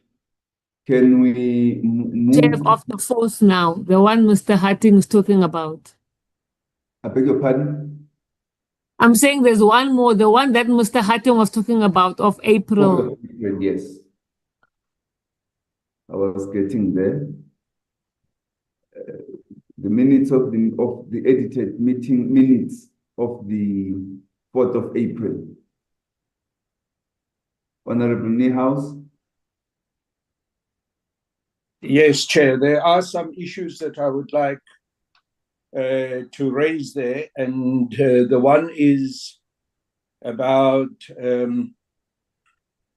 point 5 on engagements with regards to the NCACC, and I think we need to add that the committee expressed concern that where there is no regime to follow up on the authenticity and the veracity of end-user certificates and whether they are adhered to. Because that was something that we raised, the issue of follow-up on end-user certificates. So that is under point 5 with regards to engagements. Mr. Niehaus, sorry, can you repeat? I didn't get that. The committee expressed concern that there is no regime to follow up the authenticity / veracity of end-user certificates and whether they are adhered to.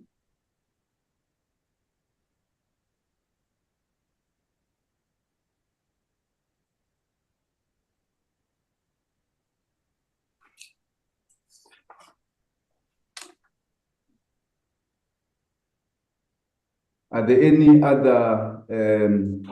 Yes, Chair. I've also got an issue under point 6 where it refers to that the committee indicated that I should respond in writing with a letter with regards to the allegations that I made during the meeting of breaking of our arms control provisions, both domestically and internationally. I think it should be added that the committee also said that the NCACC, once they have received such a response from myself, must respond accordingly. I did raise this issue before, Chair, that it is now many days later. In fact, it's now over 50 days after we've had that meeting on the 4th and the subsequent letter that I've written, and we have not received any reply from the NCACC and specifically from the minister who is the chair of the NCACC. And that was also contained in our discussions during that particular meeting. Thank you, Chair. Thank you. Though we're not on matters arising, but I think we should note that issue and write a letter to the chair of the NCACC requesting a response. Thank you. Thank you, Chair. Are there any other matters? Do we have a mover for adoption? I move so, Chair. Honorable Harting moves. Chair, I second with those, obviously with those amendments. Thank you. Yes, absolutely. Thank you very much. Honorable members, thank you very much. The meeting is therefore concluded and adjourned. We want to thank all of you for your participation and for your very active participation and robust engagement on all the issues that were raised during the course of the meeting. We shall consult with you on the possibility of having a 1-hour midweek meeting to deal with the reports that need to be adopted so that we remove them from our agenda, because the longer we keep them on the agenda, they pile the agenda up and they remain outstanding issues. Thank you to the Minister and Deputy Minister for being part of the meeting. The meeting is now adjourned. Thank you, Chair.